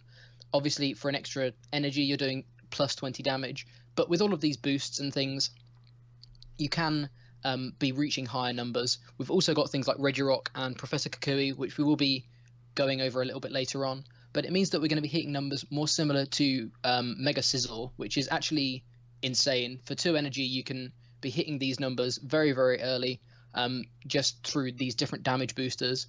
You're maybe not always reaching that Iron Crusher 120, but even so, still doing a significant amount of damage, as well as disrupting your opponent, is super, super strong. I think Lycanroc has potential eventually. I think it's not amazing straight out the gate, and it's personally one that I'm a little bit disappointed to see, because I feel like Lycanroc could have been a little bit more creative. I feel like Accelerock is, whilst a nice solid amount of damage, it should have been maybe used slightly differently, considering it's quite a unique attack in the game. But that being said, I don't think it's worth completely forgetting about this card. I think fighting will always be a strong type, and in expanded it's still a strong type, with things like the Focus Sash, so it's not one to completely forget about. But I don't think it's the strongest GX straight out of the gate as well when the box is released. Yeah, definitely. I don't think it's the strongest, but going back to comparing it to Scizor, when you have enough Regirocks, you have enough strong energy in play, that Crunch attack is actually going to be really nice, I think. And one of the biggest hiccups for Scizor, why it's not a better Pokemon, is that it's limited in its output. Well, Lycanroc can get those big one-hit KOs when need be, so it's going to be crunching away, stalling for time, setting up a second Lycanroc, most likely on the bench, getting lots of energy onto the board, whilst your opponent is continually having to commit to their active Pokemon while you're slowly chipping away at it, and then you get over the first thing, and then you come in with a Lycanfang GX, and then deal with their very next attacker straight off the gate. I think the biggest thing holding it back is the grass weakness. 200 HP is a lot. I think it is comparable to Scizor in a lot of ways, so I could see it finding its niches, but I agree with Jack that I don't think it's blowing me away immediately. I think it needs to sort of be built around and be tested quite a bit to get it to work, so it'll be one of these things that pops up here and there, takes a result, but isn't going to be, a standard deck that's going to be around for a long time, I don't think. On to Alolan Raticate. This is a really fun card, and it's a mechanic that really excites me in a way. It's 120 HP stage 1, which is double what it was in Evolutions, which is quite funny. It fits the tankiness of the Alolan version. Yeah. And it has the attack Dark Design for 2 colorless energies. You're able to search your deck for a number of cards up to the number of Pokemon on your bench and add them to your hand, shuffling your deck afterwards. This is really reminiscent of Talonflame's Aero Blitz attack. Obviously we're doing no damage, so that's worse, but with a Skyfield in play, you can technically search your deck for 8 cards. 8 cards is absolutely insane. It's like going for a Sycamore and getting every single card that you want off that Sycamore exactly. It's just so good if it comes off. Now, this is the big if, right? If you get hit with an N or a Judge or anything like that, it's way worse. So how do we complement Raticate? How do we make this work? Well, for me, in my head, I think we go with something like Tsareena, which you've already mentioned earlier. If you have Alolan Raticate as your active Pokemon, you have your Tsareena on the bench, you play one or two of them, and then pretty much you get that dirty N card out of your opponent's hand, and then you go for the Dark Design. From there, you search the deck for a load of hammers and more Tsareena pieces to set that up even more for the following turns. You're just in such good shape. As long as you can search, I don't think you're going to play Skyfield realistically. I think you search for like 4 cards, but even 4 cards is like a huge swing in a game. If you've ever played Greninja, you know that Aeroblitz, whenever you're not being hit with N, is just game-changingly good. It just gets you exactly what you need for the following turns. So I think I definitely want to try Alolan Raticate. I'm pretty certain that it's too clunky, and I'm pretty certain that it won't work, but I still want to try, because getting 4 or 5 of your guaranteed cards that you choose to get and playing a disruption style is going to be so cool, I think, to try out, that it's just too tempting for me to not do, really. Yeah, definitely. I can't think of a time where I want that many cards. That's how strong this attack is. You can just get everything you need, not where it's up to that amount of cards. So not worrying about decking yourself out because you have to take 8 cards or whatever. It's just a really nice new type of attack, which I think is really good to see. Like we've said, I'm not sold 100% whether the deck is too clunky or not, because I haven't seen it fully in action against some of the new top contenders. But I think the fact that you have this built-in sort of engine that you can make sure you're not losing these cards once you've searched them.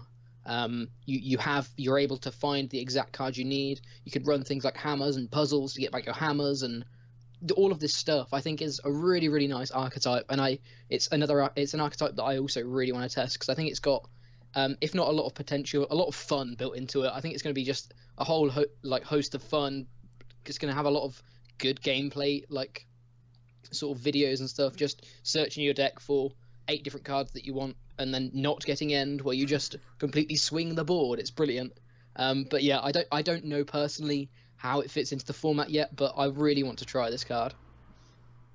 Next up, we have Solgaleo GX, one that I'm incredibly excited about. It's got 250 HP, stage 2 metal type. It's got an ability, an attack, and a GX attack. Weak to fire, resistant to psychic, and its retreat cost is 3, I believe. So its ability, Ultra Road. Once during your turn, you may switch one of your active Pokemon with one of your benched Pokemon. That's insane. That's better than Keldeo pretty much always. And Keldeo is still seen it's an incredibly good ability. So this is better than Keldeo, which is kind of crazy to think about. There's not much to say about this, just the fact that it is such a strong ability. His attack, Sunsteel Strike, for 2 metal and a colorless, does 230 damage, and you discard all energy from this Pokemon.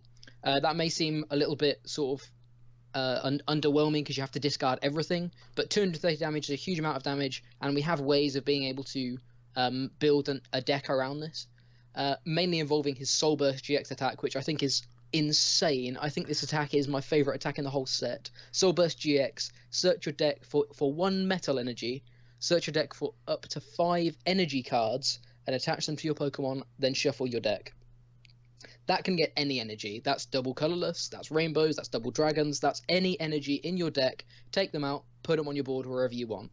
That's if you can manage to get yourself a very early turn to Solgaleo, that's such a huge ramp in pressure. Being able to put all of these energy down is just crazy. Then it just sort of builds your board without having to manually find these energy each turn. Oh, I'm going to Sycamore. If I don't hit the DC, I don't get to attack this turn. Doesn't matter. You've put 4 DC on your board very early in the game. You're fine.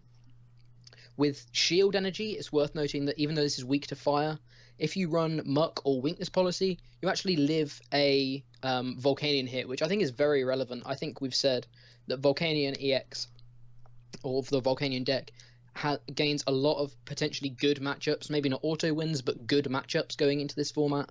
And Solgaleo being able to tank a hit from Volcanion is just crazy. 2 shield energy isn't unheard of, especially if you're soul bursting anyway. You can find these 2 shield energy, throw them on, you live a hit. You can throw 2 on the bench as well. It may not be well, if you've got 1 prize, then okay, you're going to be struggling to be able to tank as well. But if you don't, you can survive Volcanion hits, which is crazy. And then Sunsteel Strike being able to knock out your opponent's Pokemon in sort of that way is just really strong if you can tank these hits. You can also power up other attackers. We've got things like Genesect, Magina, and Lugia in format. All benefit from sort of this style of deck. Genesect doing more damage the more metal energy he has on him, and you can discard as much as you want, being able to sort of scale your damage. Lugia, again, another Pokemon that just loves, much like Yveltal, stacking energy onto it to be able to hit your opponent for huge numbers. Deep Hurricane is also a good attack, and 4 energy isn't at all difficult when you think about it with Soul Burst. And Magina, the Soul Blast attack is alright. Mystic Heart, your metal energy are immune to a lot of effects other than, well, all effects other than damage. So it's another really nice Pokemon to pair with Solgaleo. I think the other thing to note is Kukui actually means that you can use Solgaleo himself just as an archetype. With Kukui and Sunsteel Strike, you're doing 250, which we've said is pretty much the maximum we've seen, or is the maximum we've seen so far, which means you're one-shotting anything in format. Kukui is a supporter, so he's VS Seeker searchable, which is not at all difficult. It's just, I think this card has so much potential, and I'm going to ask Joe at the end what his favorite card is, but I think this is mine. Oh yeah, it's a really, really appealing Pokemon. Although it's a stage 2, that Ultra Road ability is so great. It saves you a lot of spaces in your list as well, because you don't have to worry about playing Floatstones or Switches physically, because as long as you have your abilities online, Ultra Road is going to be great. That means that really you only need to play probably 1 Olympia just to be safe against Garb builds. So you save a lot of spaces that way. Sunsteel Strike, like Jack said, is a great attacking option to just overcome anything. Maybe it's not something that you do 3 or 4 times in a game. Maybe it's something you just do once and overcome them and use some of these other attackers in the background. But man, that Soul Burst GX is so good. Just 1 attachment, so you can play Rainbow Energy, try and find your Rainbow, attach that to Solgaleo, and then just get, again, anything from the deck is so good.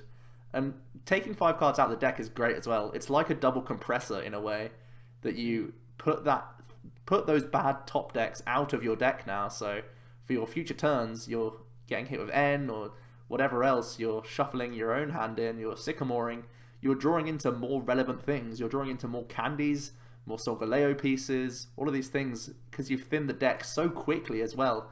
If you can candy turn 2 Solgaleo, that's the double compressor pretty much. So it's really good. If you're getting DCEs or double dragons, you're accelerating just way too much energy. It's completely gross sometimes. That sets you up for the rest of the game. 1 attack gets you, your entire game is set then. You've pretty much got enough attackers a lot of the time to take 6 prizes then and there. It's just a matter of drawing for turn and then choosing which attacker to go for, and that's just to see if you can do it before the opponent does it to you. But you just don't have to worry about anything else at that point. You can draw extra energies and keep attaching for turn, so that does mitigate the pain of Sunsteel Strike. If you are playing like a quad Solgaleo list, or even Solgaleo Lunala, you can use Lunala to throw more rainbow energies onto Solgaleo to attack again. Or you can just use Ultra Road and switch into another Solgaleo that you Soul Bursted onto. It's just a really versatile, powerful Pokemon that is definitely going to see play. It's a stage 2, like a traditional stage 2, that finally is strong enough to say, you know what, you're a stage 2, but you're too good to not play. It doesn't have like the Greninja thing where you can Frogadier and cheat. It has no way of cheating itself into play. But once you have it in play, it feels like you are cheating because Soul Burst is too good, and Ultra Road is a really powerful ability as well. So, yeah, I'm really hyped up for Solgaleo. Probably not my favourite card just because I'm a pessimist and I'm not sure about Stage 2s. But it's got to be up there because there'll be a point where this card is ruling the format, definitely, because Soul Burst is such a good GX attack. Yeah. Alrighty, let's look at another metal type. It's interesting in a different way. Unfortunately, it's bad news for Solgaleo, because Metal Sound, for a double colorless, discards all special energy attached to each Pokemon in play. So, if you've gone and done a Soul Burst GX and plucked 4 Double Dragon and 1 DC out of your deck, and your opponent's playing a Skarmory, you're pretty sad. No. Your Wombo combo is completely gone. So, the crazy, like, 12 energy turn 2 Dream may not be on the cards anymore, as long as Skarmory does see play. So if anything, this is just a check for Solgaleo more than anything. I don't think we play this in many decks. Potentially, we'll go back to some sort of disruption deck. We're gaining more and more tools for the Bunnelby archetype, where we throw in Skarmory. Now, Pinsir and Skarm both are options. Just attach a DCE and either get rid of lots of specials in play all at once, just like playing multiple Enhanced Hammer, or you have the option to Pinsir to pick stuff up. Just having versatility in 1 counts of basic Pokemon sounds really cool for me. It just has 1 retreat cost as well, so it's not too shabby, decent amount of HP. It's one of these cards that I don't think we see a lot of play, but it's going to keep Solgaleo in check, so the Wombo combo isn't always going to be just winning games straight away. And yeah, I think it could be a 1 or 2 of in disruption style lists.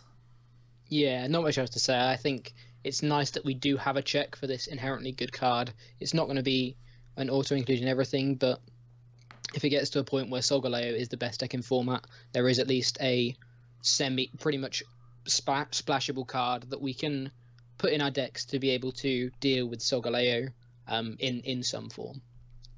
Next up, we've got the Dragonite line, starting off with Dratini and Dragonair. Dratini, 60 HP. For a Grass Energy, Signs of Evolution, search your deck for one of each Dratini, Dragonair, and Dragonite and put them into your hand. Shuffle your deck afterwards. Just a nice attack to have. Means that you're, again, this whole theory about taking these cards that you don't want to be top decking. You want to be top decking actual cards.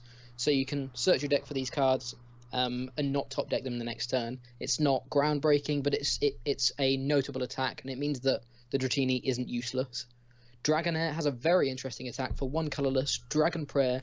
During your next turn, you may attach as many energy as you like from your hand to your Pokemon. Now, before we think about Ranger, this attack is incredibly strong. It's like these abilities like Magnezone and Blastoise that we've seen, but this is any energy, so this is DCEs, this is Rainbow Energies, and this is wherever you want. So yeah, it's definitely a really, really interesting attack. Unfortunately, Ranger is a card, and if your opponent can Ranger the turn after you've Dragon Prayed, you're pretty sad. You can't build up a huge board of something, and that's why, whilst Ranger is in the format, I don't think we'll be seeing very much of this Pokemon being used as a Stage 1 Energy Accelerator. But that being said, eventually Ranger will probably be out of the format. And at that point, if the format's slow enough, maybe Dragon Prayer is a really, really good Energy Accelerator. I think we're looking at this line for the Dragonite, really, though. This new Dragonite, 160 HP, Stage 2. Dragon type, Grass Lightning, Dragon Wave, 130 damage, discard a Grass and a Lightning Energy. Really cheap, 130 damage. Simple as, it's just a nice bop your opponent, 2 energy. Double Dragon Energy, I think, is the key here. Being able to just hit your opponent with 1 attachment for 130, and only discard 1 energy.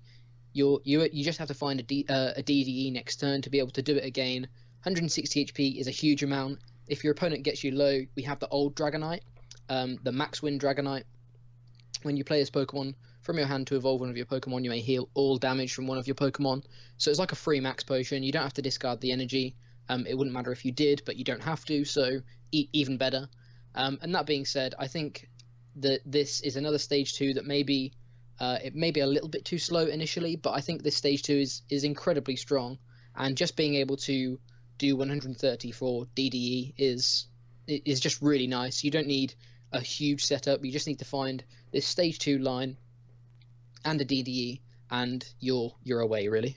Yeah, in a weird way, it actually reminds me of the Passimian archetype, where you only really need to play 4 double Dragon Energy, and then you just play the Dragonites. So why would you want to play a stage 2 when you could just be playing a basic that does almost the same thing? Well, it's because you're always 160 HP rather than needing Fury Belt. And of course you can put Assault Vest on as well.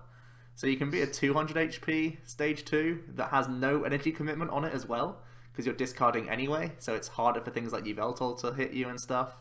And you do have that max win, so maybe a 2-2 split, maybe just a 3-1 and you play like 1 Devo spray or something, and you're doing the consistent 2 shots, but as long as they can't 1-hit you back, you're denying the prizes. So unlike Passimian, where you're just hoping that the speed gets you there, you're hoping that that mid to late game push where 1 or 2 max wins flip the game for you. So I could see people trying to build around Dragonite. I think it's a pretty cool card. I'm not sure how good it is, but thanks to the Dratini being a nice card, it forces things like N from your opponent, and the Dragonair as well being interesting. I think people will build around Dragonair on its own. To be honest though, personally, I'm not sure the Dragonair is that good. We've seen accelerators from stage 1s before, where they do like no damage but have the option to accelerate. They've just not succeeded. There's been like Parasects and Volcaronas and stuff like that that have never been too good. The difference here is that you could go absolutely nuts and have like 10 energy on board, but you have to really have a big turn of drawing cards to be able to do that. So it'll be cool to see people build the Dragonair lists and see what they want to power up, because it is just a colourless energy to get going, so that's exciting to see. But I like the idea of an archetype with both Dragonites in combination with one another. Of course, you could just play 4 of the new Dragonite and play physical max potion as well. That's still an option. So yeah, seems pretty cool to me, and I think it's going to be decent and worth testing. On to Tauros GX. This is the one that I am a huge fan of. It's a 180 HP basic GX Pokemon that's colourless, has weakness to fighting, which isn't terrible right now. There's Lycanroc and there's Zygarde, but really... Oh, and Passimian, actually. That makes it way worse. But there's only a few fighting things out there right now. Its retreat cost is 3, which is a bit chunky, but it does have 3 attacks, all for the same double colourless attack cost, and this was partially revealed when we first saw it, and it was really interesting. I was really excited to see 3 separate attacks. Unfortunately, the GX is very similar to the first attack, but let's go over it anyway. For a DCE, we have Rage. It's 20 base damage and 10 more for each damage counter on this Pokemon. So it's Outrage. We've seen Outrage on so many different attackers before. It was on big basics like Zekrom, Kyurem, and Reshiram. Also got onto a few Kyurem EXs, I remember. So that's really annoying to attack into in the first place. Basically, if ever your opponent's getting you into a 2-hit range, you're always threatening it back on them, which is pretty cool. You have Horn Attack, which for just a DC prods for 60. I really wish this was a little bit more damage, to be honest. If it was like 70 or 80 base, I think Tauros would always definitely be a very played card. At the moment, I'm thinking it's going to be a niche card, just because Horn Attack's not really enough pressure for DCE. It kind of reminds me of things like Pidgeot EX, because you have the Mirror Move potential, but you're not really doing enough with its second attack to be pressuring enough. Tauros doing just 60, 70 with Fury Belt, I guess, is a decent poke, but unless they're doing a little bit over a 2-hit KO, it's not really getting into the range of a 2-hit on your own side of the board, because Rage doesn't quite get there. So if that was just 10 or 20 more damage, I think Tauros would be in a whole different league, and we'd be considering it in a whole bunch of things rather than just 1 or 2 decks. However, the GX attack is called Mad Bull GX, and this is a really, really cool attack.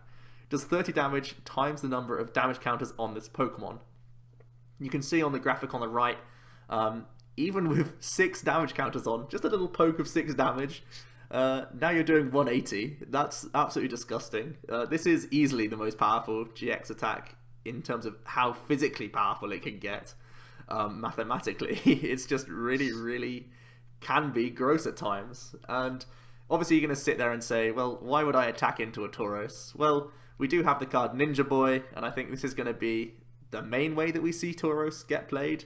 as maybe just a 1 or 2 count in your list, and you play 1 or 2 Ninja Boys in decks that already play DCE, because you're stumbling through a 2-hit KO war, and then at one point in the game you get hit for a small amount of damage on one of their new fresh Pokemon. You go ahead, you Ninja Boy, DCE, Mad Bull. Either you're finishing off the game or you're going super far ahead because you've just dealt a clean KO, whereas before you were trading one another for 2 hits. So Tauros seems to be one of these cards which, again, it's a big swing in a game, and a lot of the time that's how we have to reference these GX attacks. It feels like it's just a swing. It's a huge tempo based thing, and these GXs are all about the tempo swings, so it looks very, very cool to me. Yeah, definitely. I think Tauros, initially when it was revealed, it was a bit like, oh, the GX attack and the first attack are kind of similar. That's not great. But then the more you think about this, this Mad Bull GX attack, we've just said, with a poke, that can be doing 180, which is knocking out, as you can see, a GX Pokemon or an EX Pokemon. It's just, like we say, a real swing. So with Ninja Boy, you're maybe hitting something just to pepper it up for next turn. You can Ninja Boy into Tauros and deal some huge damage. I think that's definitely a really, really appealing aspect of the card. I think it could be a tech in your Yveltal. As we've said, in DCE style decks that aren't running a GX, why not run this guy?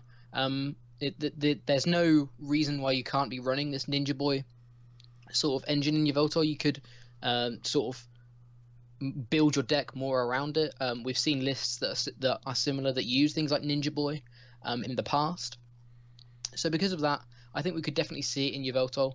It's a card that can really trump in the mirror if you're playing it and your opponent's not, because they maybe do a little hit with Y Cyclone just to try and preserve some energy, and then you're hitting them for a huge amount of damage later on with just for a DCE, which is huge. It means that they're sort of they're not expecting this other EX or other GX to come out, which I think is very strong. I think it's also going to be notable in Plume Box. I think Vileplume is definitely a really nice, really interesting complement for this card. It could be the new face of Plume Box. I think that Plume Box doesn't have a definite attacker. They've always tried to play the attacker that your opponent it's the most awkward for your opponent. In this case, it's awkward just for anything that doesn't one-shot you. You're going to be one-shotting them back a lot of the time, providing you haven't used your GX attack so far. So it could definitely be run in a significant count in Plume Box. I think that's definitely a really, really sort of interesting and good attacker for Plume Box. And finally, Passimian. I think Passimian, as we've got there, with a Fighting Fury belt, has 150 HP, so you can tank a hit. You can then Ninja Boy and just do, whilst you're capped at 130, maybe your opponent has planned for that, you can Mad Bull for those last 2 prizes after you've Ninja Boyed into a Passimian. It's just crazy how versatile this card is. If you're running DCE and you've got space for 1 or 2 Ninja Boy, I think Tauros GX is definitely a really, really strong card. And hopefully this can keep Lurantis in check. I think we've been saying how Lurantis could be a really, really strong card, a really, really strong deck, breaking out of the gates into the top tiers.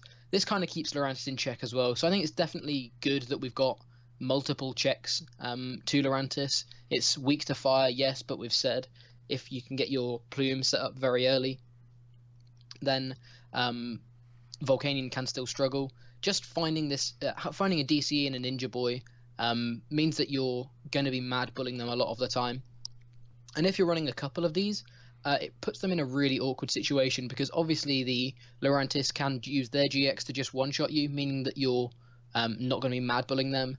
But then they've used their GX attack, so they have to hit 120 into you at some point. So you're guaranteeing a knockout at some point, providing you're forcing them to hit this Tauros GX. So it definitely puts them in a pretty awkward position, and I think it means that this Lurantis Plume deck won't be just unstoppable. If you're able to find space for a Tauros, you can put your opponent in some real awkward situations, maybe make them use their GX attack early or when they don't want to, and gain some value that way.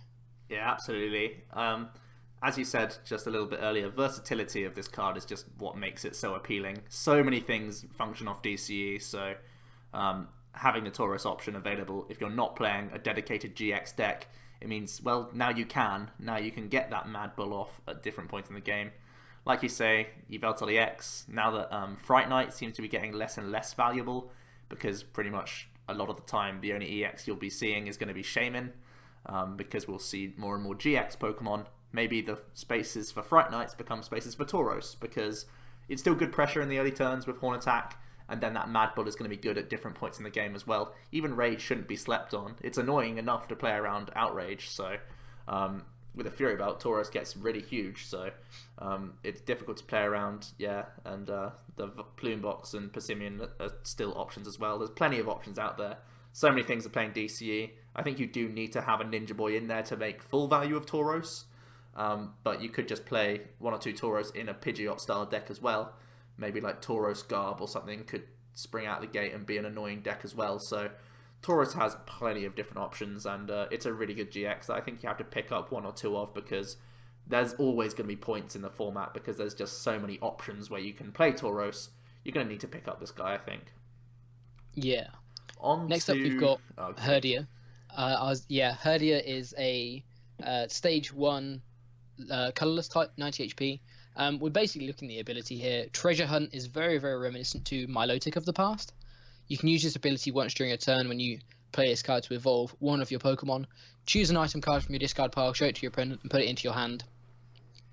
So it's an item version of Sparkling Ripples from Milotic from Primal Clash, a card that saw quite a lot of play when Night March was around, and is a pretty strong ability. It's not ideal at the moment, but it's seen play in the past, and that's how we know this ability is definitely worth thinking about. So Treasure Hunt can get back any item you want. Maybe it's a hammer, maybe it's just another useful item at that point. I think pairing it with Hammers and Bunnelby is naturally quite a good pairing here. Being able to get more hammers is always going to be useful. 4 hammers is always annoying. Being able to Rototiller them or Treasure Hunt them back into your deck or hand respectively means that you're even more annoying, which I think is definitely a really, really strong sort of concept. And then just having more physical copies of these hammers is always going to sort of keep applying pressure to your opponent without maybe taking it down the 6 prize route. Also, it's in Expanded. This one's sort of for Sam Taylor. He pointed this out to me. The Stoutland from Boundaries Crossed with the Sentinel ability. Your opponent can't, as long as Stoutland is active, your opponent can't play supporter cards. With this new Herdia, it means that your opponent can't play supporters, and if you're able to get these hammers and things, it means that they're sort of put in a really awkward position. They can't play the supporters, so they can't draw more. You're getting rid of their energy, so they're running out of energy in their hand.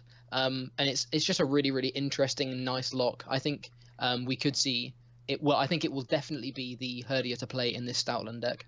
Yeah, the Stoutland deck does get a small buff. I do really like the idea of it, because you can recover VS Seeker to maintain your own side of the board quite nicely, or you can maintain things like hammers and keep your opponent having no real board state at all. So it's a big buff for Stoutland, and I think Stoutland's been only ever toyed around with previously, but with this extra ability, it's got to be even more considered, because Sentinel denies the most powerful cards that people play in their decks.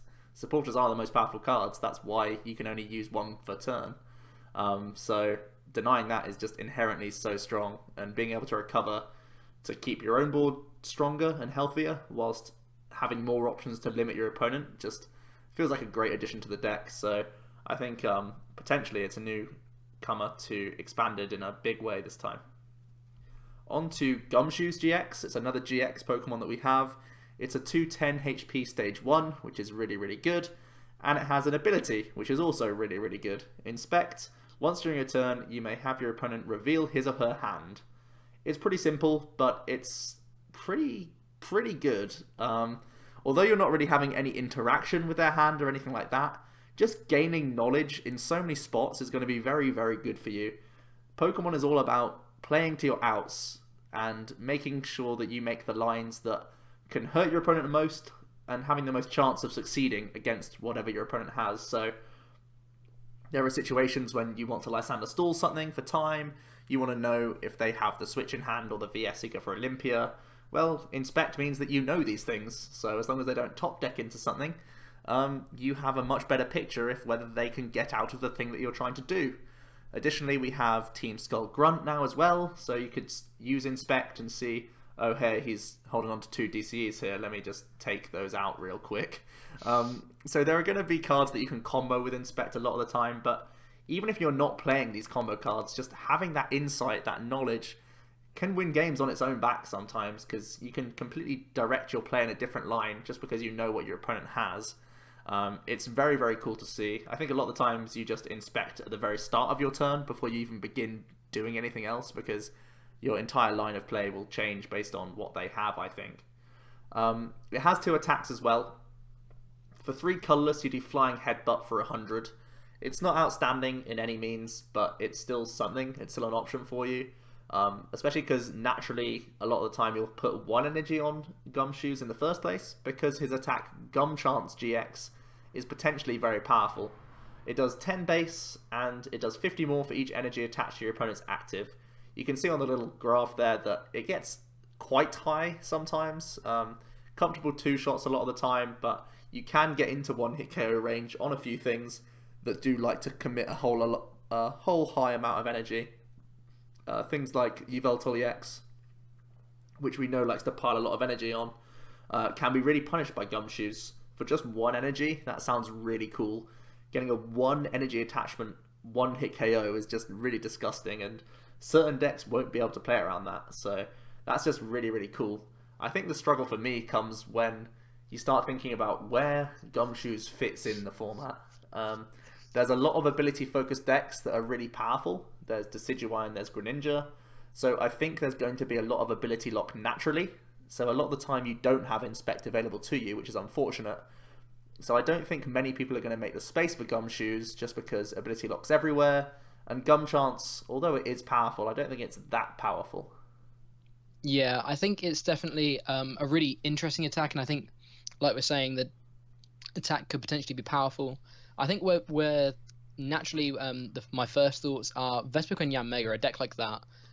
Inspect is obviously a really, really cool ability, and obviously you're manipulating your hand size based on this already, so why not look at your opponent's hand size as well and see if you can predict what they're going to do. Try and work out where you're going to take your prizes with Vespiquen. You already want to be running a lot of Pokemon in this deck to be able to get huge B revenges. So why not throw Gumshoos in there anyway?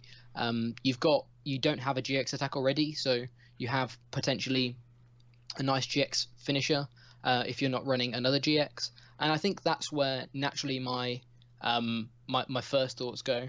But as we've said, it can deal with Yveltal mirrors quite well. If you're running a Gumshoos, it means again you've got another Pokemon that can deal with Yveltal, but for very, very low energy. And just having this Inspect ability is not at all worth forgetting. You just being able to look at your opponent's hand and see, okay, right, they're going to be ending me this turn, so I need to see what tools I need to play this turn, or what Pokemon I want to bench this turn. Things like that. Just having that extra bit of knowledge can actually swing games sometimes. So yeah, I definitely think Gumshoos may not be amazing, but definitely has a lot of interesting concepts, interesting sort of things about it. Inspect is, I think, actually a really, really strong ability, and Gumchance can obviously just go crazy with the amount of energy that people are playing at the moment. Next up, we've got Oranguru, the other monkey Pokemon from this set. And another really, really interesting one. We talked about him very, very early in the set, very, very early in the set review, and now we're finally talking about himself. 120 HP, basic colorless Pokemon with an ability and an attack. His ability Lead. You can use his ability once during a turn. Draw cards from your hand until you have 3 cards in your hand. Draw cards from your deck until you have 3 cards in your hand. So yeah, just plain and simple. A little bit worse than Auxiliary, worse than Shaman, but it's a basic that just sits on your bench. Means that you can't be end stalled very well. Means that you can't be delinquent locked very well. You just are always able to draw a few more cards and hopefully find that out to winning you the game, or finding that extra supporter that you play, or things like that. It's just really, really strong, I think. In aggro decks, I think this is a very, very nice bench sitter. We've thrown up 5 different sort of aggro style decks that all wouldn't mind having an Oranguru or 2 just sitting on the bench, drawing them cards when they need it. It's definitely a really, really strong ability, and like I've said, it protects from things like Delinquent and N later on in the game. You can always just keep drawing, hopefully find those extra cards. Okay, maybe 3 cards isn't enough, but at least you've drawn 3 cards, so you're not going to be top decking for another 3 turns to then find your Sycamore. You've drawn 3 cards, so the next card is your Sycamore. Maybe you didn't find it immediately, but you've helped ramp through your deck a little bit quicker. It's worth noting his attack isn't awful for it's called Psychic for 3 colorless energy to 60 damage, plus 20 for the each energy on your opponent's active Pokemon. Again, not insane, but not at all awful. I think it's safe to say most Pokemon will have 2 to 3 energy on, looking at the different Pokemon we've got on the current Pokemon in format, things like that. So you're looking at 3 colorless for 100 to 120 damage relatively consistently. So it's not at all awful. It's definitely usable. And throw a Fury Belt on this guy. This guy has 160 HP, which is just sort of a real tanky to deal with. So definitely a really strong Pokemon, I think. Yeah, I am a huge fan of Oranguru. Although, as you say, it reads similarly to Octillery, but I think you have to consider this card completely differently to Octillery altogether. It's not a card that's going to get you more than 1 or 2 throughout the game, 1 or 2 extra draws, but it's really at the very late stages of the game when it's most important to finish off the game. It's just, even though it's just 1 or 2 cards, these are the really important times in a game to get full value from it. So you're getting down to 1 card from an end, suddenly you draw 1, and you've got a 2-card hand. Either you can play 1 or 2 of them down and draw 2 cards, or you can draw, even just drawing 1 extra card gets you into the magic 3 count. So then you can, if you have Ultra Ball, you can Ultra Ball for Shaman and draw up to 6 more cards, which is even better. So it's just really good ability, I think. As you can see, the aggressive decks, Rayquaza, Raichu, they like having a full bench anyway, so why not draw an extra card here or there? Passimian, similarly, you can play 1 just to get you into your combo pieces. Vespi loves playing Pokemon, and Xerneas isn't too sad about having lots of bench Pokemon.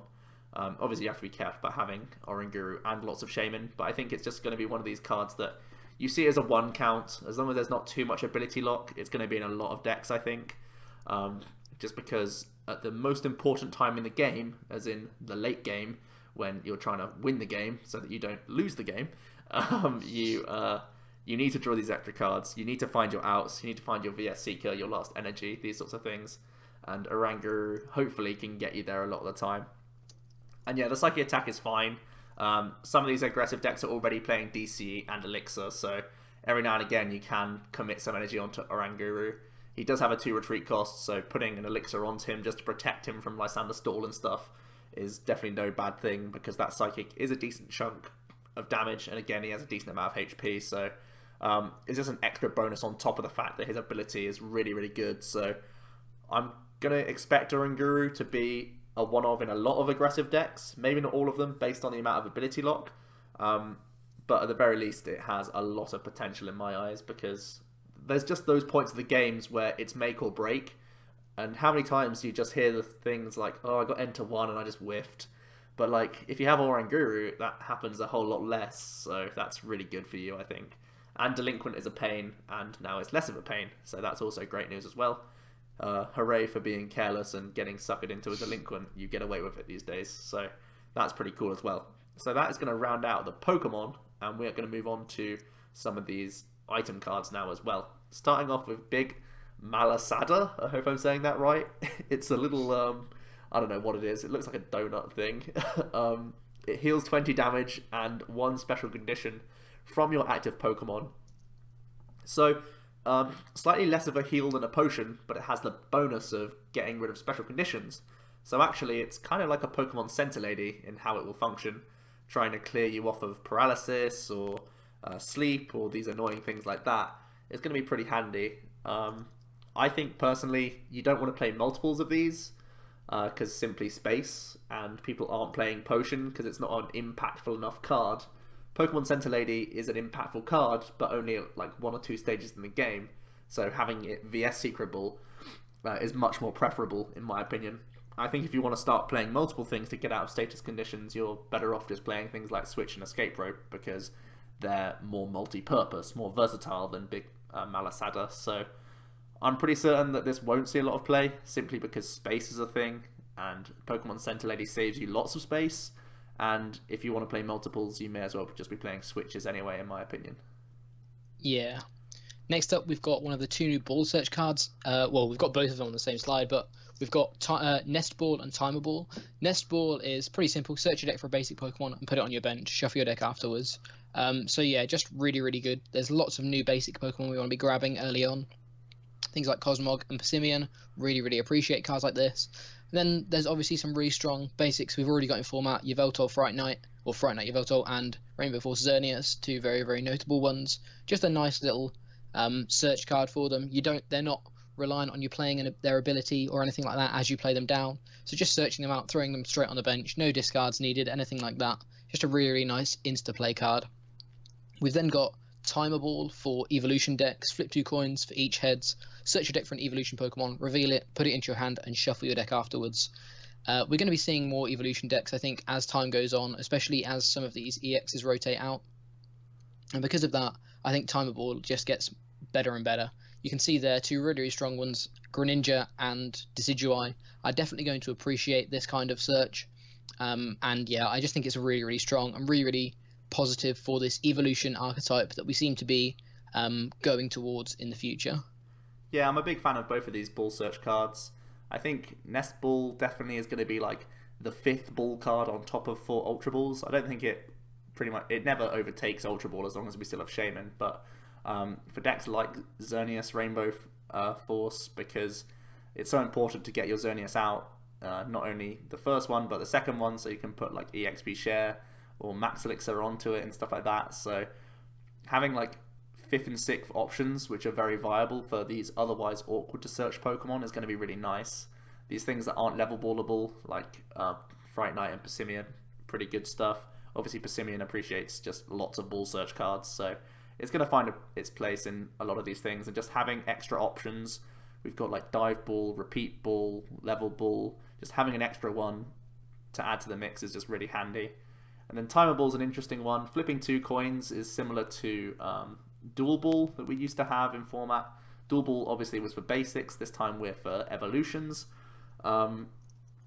It's kind of weird, it's kind of harder to use. There'll be times in games when it's not useful to use Timer Ball because you've not found your lower forms, but at the same time it can be very good for you because oftentimes these are harder Pokemon to search out. We have things like Evo Soda, but hey, sometimes we can flip 2 coins and get the dream.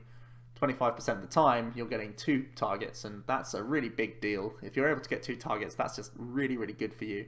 Things like Greninja and Decidueye, which completely like to swarm the board with lots and lots of these guys, it's going to be really handy for you. I think it never becomes more than like a 1 or 2 of, but it's helpful as that role, and it's just going to be really nice. So I'm happy to see both these cards. On to Rotom decks. This is an interesting one as well. It allows you to count your remaining prize cards, then shuffle them into your own deck. Draw the same amount of cards and place them face down as your new prize cards. So it's actually comparable to something like Town Map in that you're affecting your own prize cards.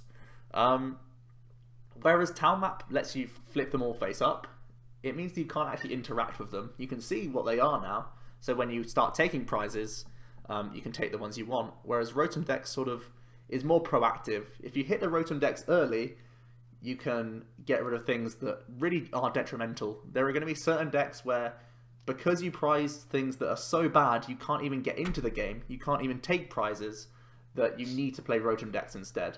And the ones that spring to mind are going to be things like Gyarados and Greninja. Let's say you prize 2 Frogadier. Well, you lose that game, even if you play Town Map, because you duplicates for 1, and pretty much 2 Greninja is never going to win you a game. So you need to have the access to Rotom decks so that you can shuffle them all back in and hope to not put them back down again. Obviously bear in mind that because you're shuffling them back into the deck before you place the new cards down, there's every chance that you could put 2 more Frogadiers back into the prizes, which would be absolutely disgusting. But it's a risk you sort of... It's not really a risk you take, it's just... You would never have the option if you didn't have Rotom decks in the first place. So... and then the same for Gyarados, really. You can't take prizes if 2 or 3 carps are in the prizes because, you know, that's your output completely. So having the option to Rotom decks is cool. I think the biggest issue for me, rather than Town Map is only ever a one-of. You play Town Map once, you see them all flip face up.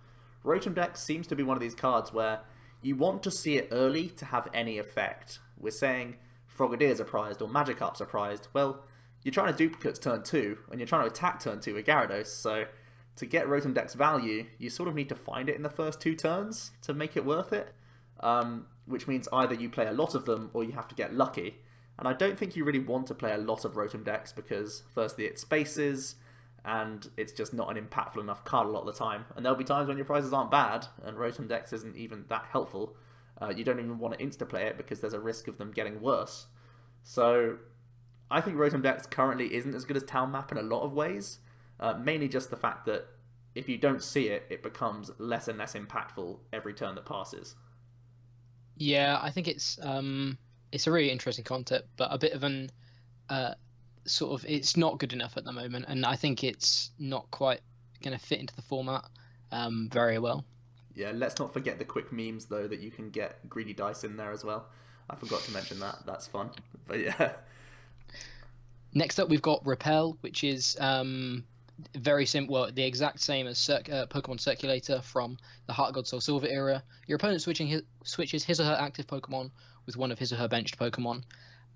Really simple effect, but essentially there's not much to say about this card because we have Lysander in the format and Escape Rope.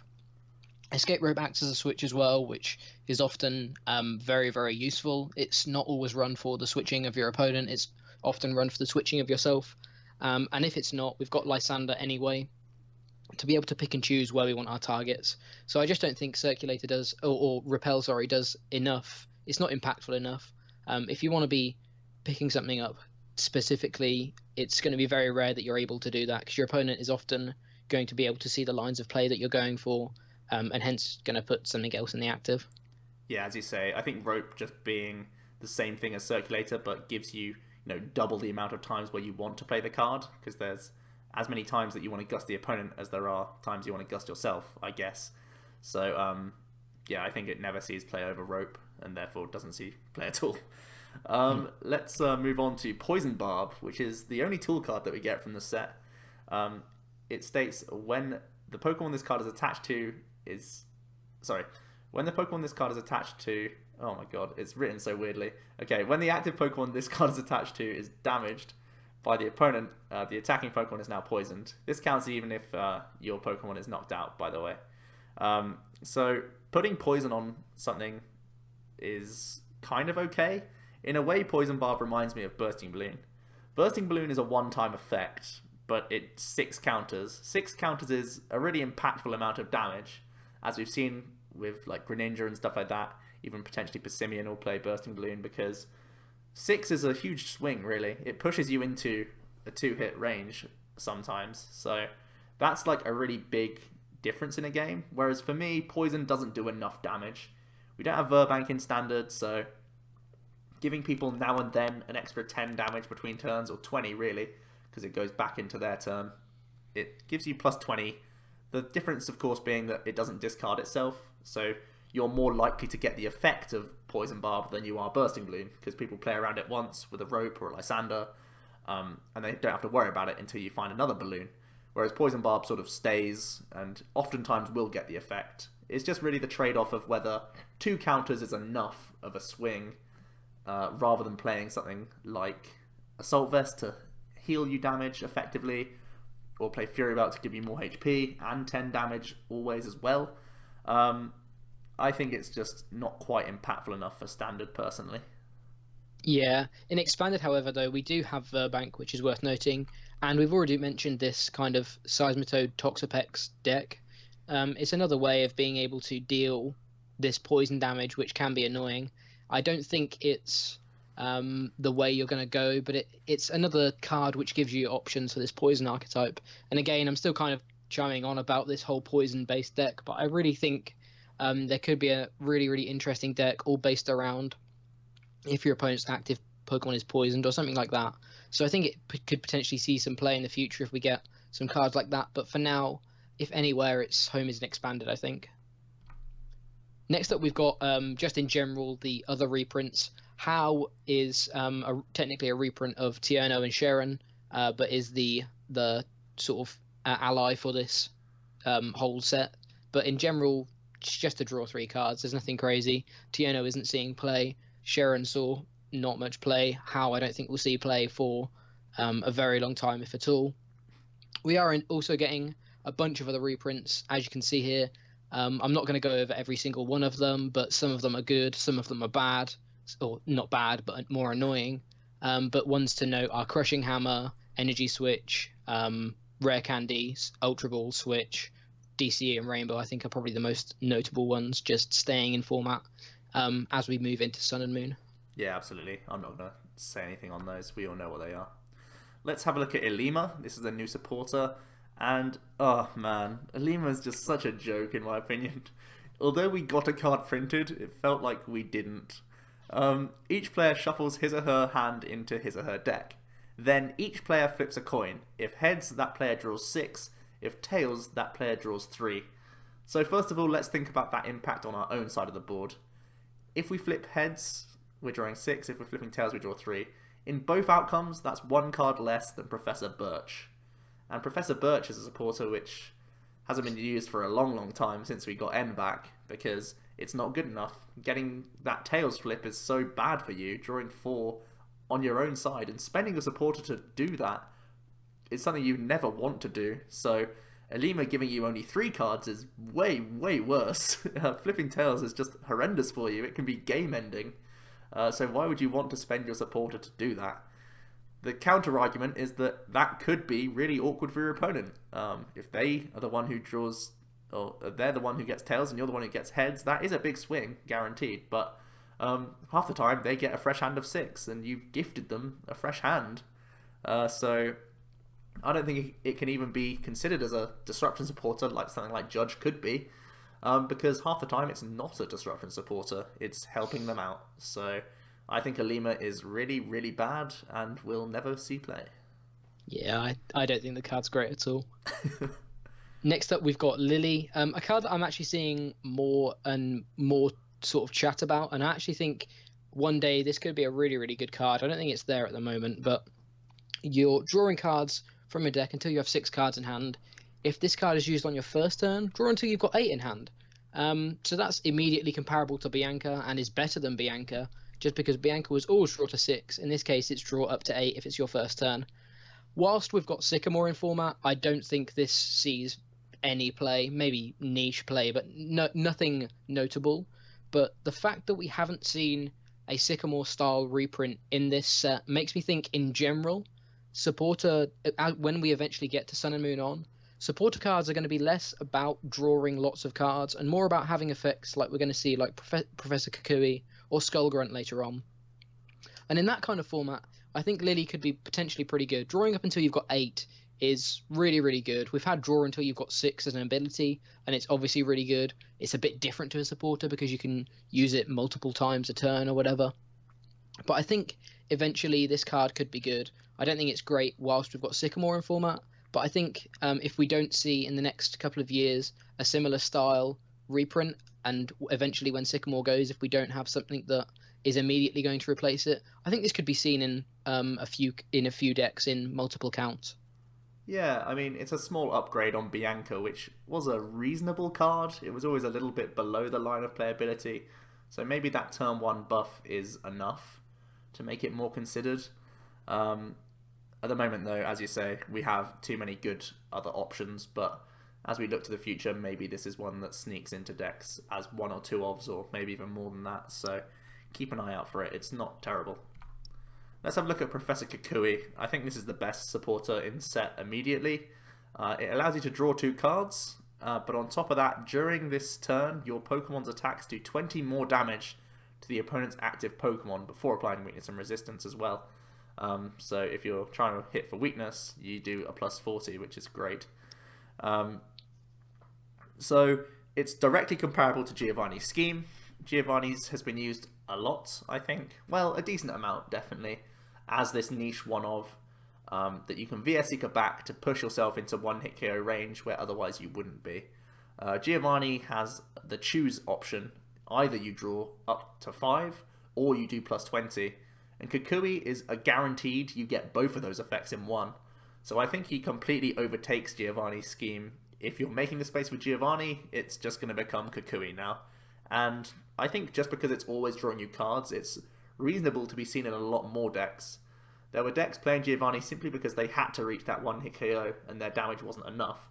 Now I think people will opt to play the one of Kukui anyway, because there'll be random spots, or there'll be enough random spots in games where you get that plus 20, and you can afford to just draw 2 cards rather than, do nothing, which Giovanni does, which is actually like detrimental. Here you're drawing 2 cards as well as doing enough damage to push you over, so it's like a little extra bonus whilst getting that nice effect. So I think that's really good. I think a couple cards that we've seen just in this format alone that could benefit from Kukui going to be Solgaleo and even Lapras. Going from 160 to 180 with Blizzard Burn is obviously really good, or 190 with the Fury Belt, so you can deal with some other basic GXs. And then Solgaleo going from 230 to 250 is obviously a number that you want to hit. So many GXs out there with 240 and 250 HP that Kukui is going to be great for these cards alone, but there's going to be plenty of times when Kukui is going to be considered for math fixing, and he pretty much overtakes Giovanni immediately, in my opinion. Yeah, not much else to say. I think he's more often than not you're going to be drawing not many more cards than 2 with Giovanni, so it's just kind of a better Giovanni on the whole, I think. Finally, we've got Team Skull Grunt, the enemy team from this game. Your opponent reveals his or her hand. You may discard 2 energy cards you find there. So immediately you're going to be thinking about some other sort of disruption cards, things like Slowking, Crawdaunt, and definitely fits in with that kind of archetype. And I think in kind of mill decks, it's definitely a really, really interesting card and potentially one that we see actually played. I also think it's quite good and expanded as a one-of in some of these decks that can run a low count of different supporters and be able to VSC them later on, things like that. It's very comparable to Team Flare Grunt. Obviously, that's an energy already attached to the active. This is attached to your opponent's hand, or in your opponent's hand. It can be up to 2, but sometimes it's 0. So it's kind of a more broad scale of what you're able to do, but sometimes it's more rewarding, and you're always getting to look in your opponent's hand, which is, again, an effect that we've talked about a little bit, that can give you enough information to, if you do it early enough in the turn, to plan your turn a little bit better to be able to deal with what you're expecting from your opponent. I don't think the card is insane, but I think potentially in Yveltal we could see some people trying it out. I think it's one of those cards where if you've got a turn to maybe play a card like this, and your opponent happens to be holding on to a couple of energy, you're able to just get rid of them, stop them from setting up. I mean, discarding maybe 2 DCEs, if that ever happens, is such a huge swing. That's discarding like 4 energy for just 1 card. Okay, you're not doing much yourself, you're not drawing cards or anything like that, but with a deck like Yveltal, you often don't need to do much once you've got set up.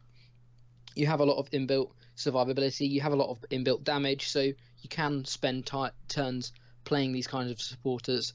Often we saw, or sometimes we saw, maybe not often, but a lot of people will have played Team Flare Grunt in their lists, and I think it's perfectly respectable if they decide that maybe rather than trying to deal with something on the active, they want to try and knock out something on the active and discard some things in the hand as well, and maybe gain some information too. Yeah, absolutely. Those will be the spots when you want to play this card over Flare Grunt. The turns where you're already KOing the active.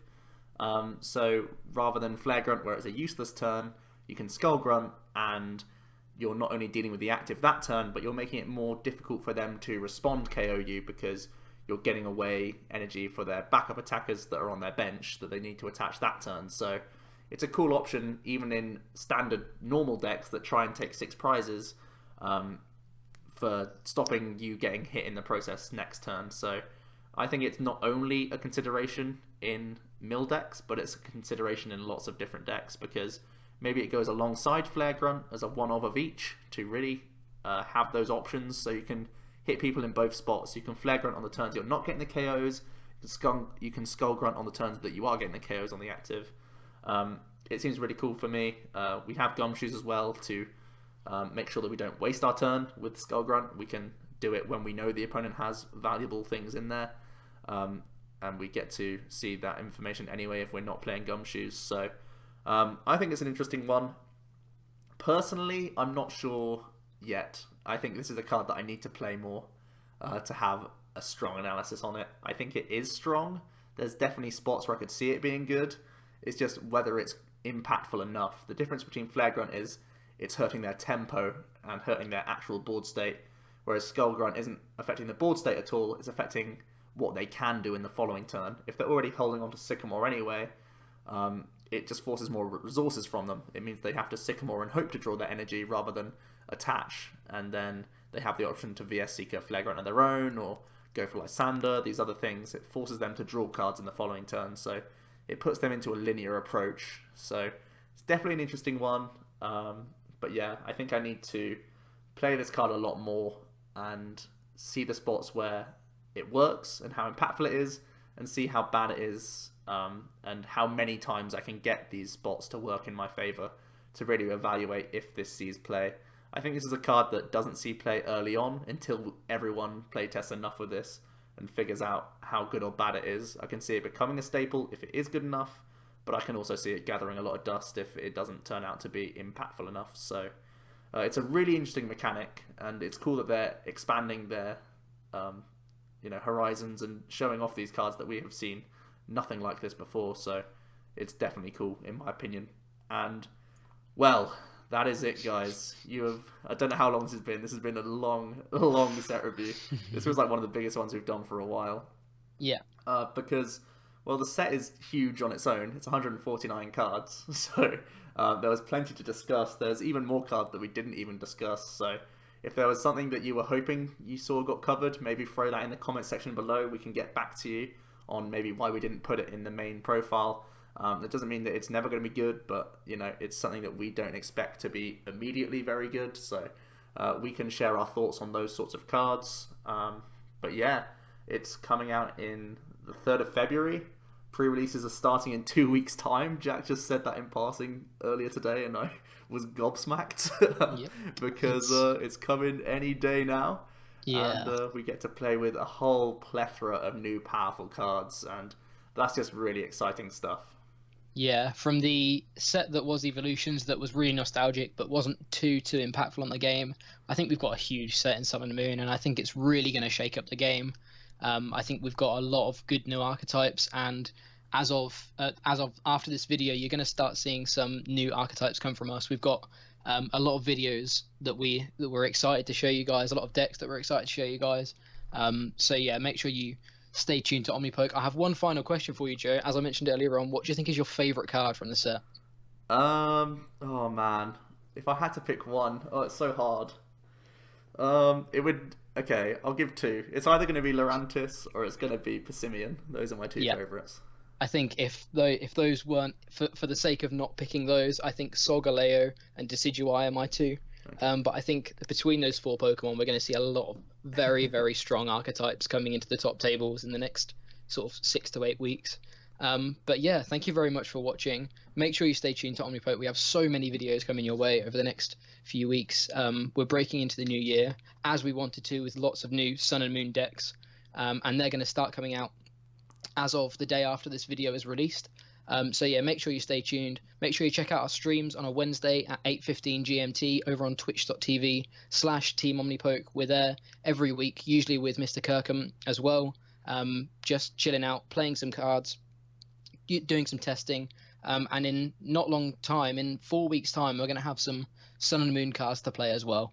So yeah, we're really, really excited. Thank you very much for watching. I have been Jack with Joe from Omnipoke, and we will see you all in another video.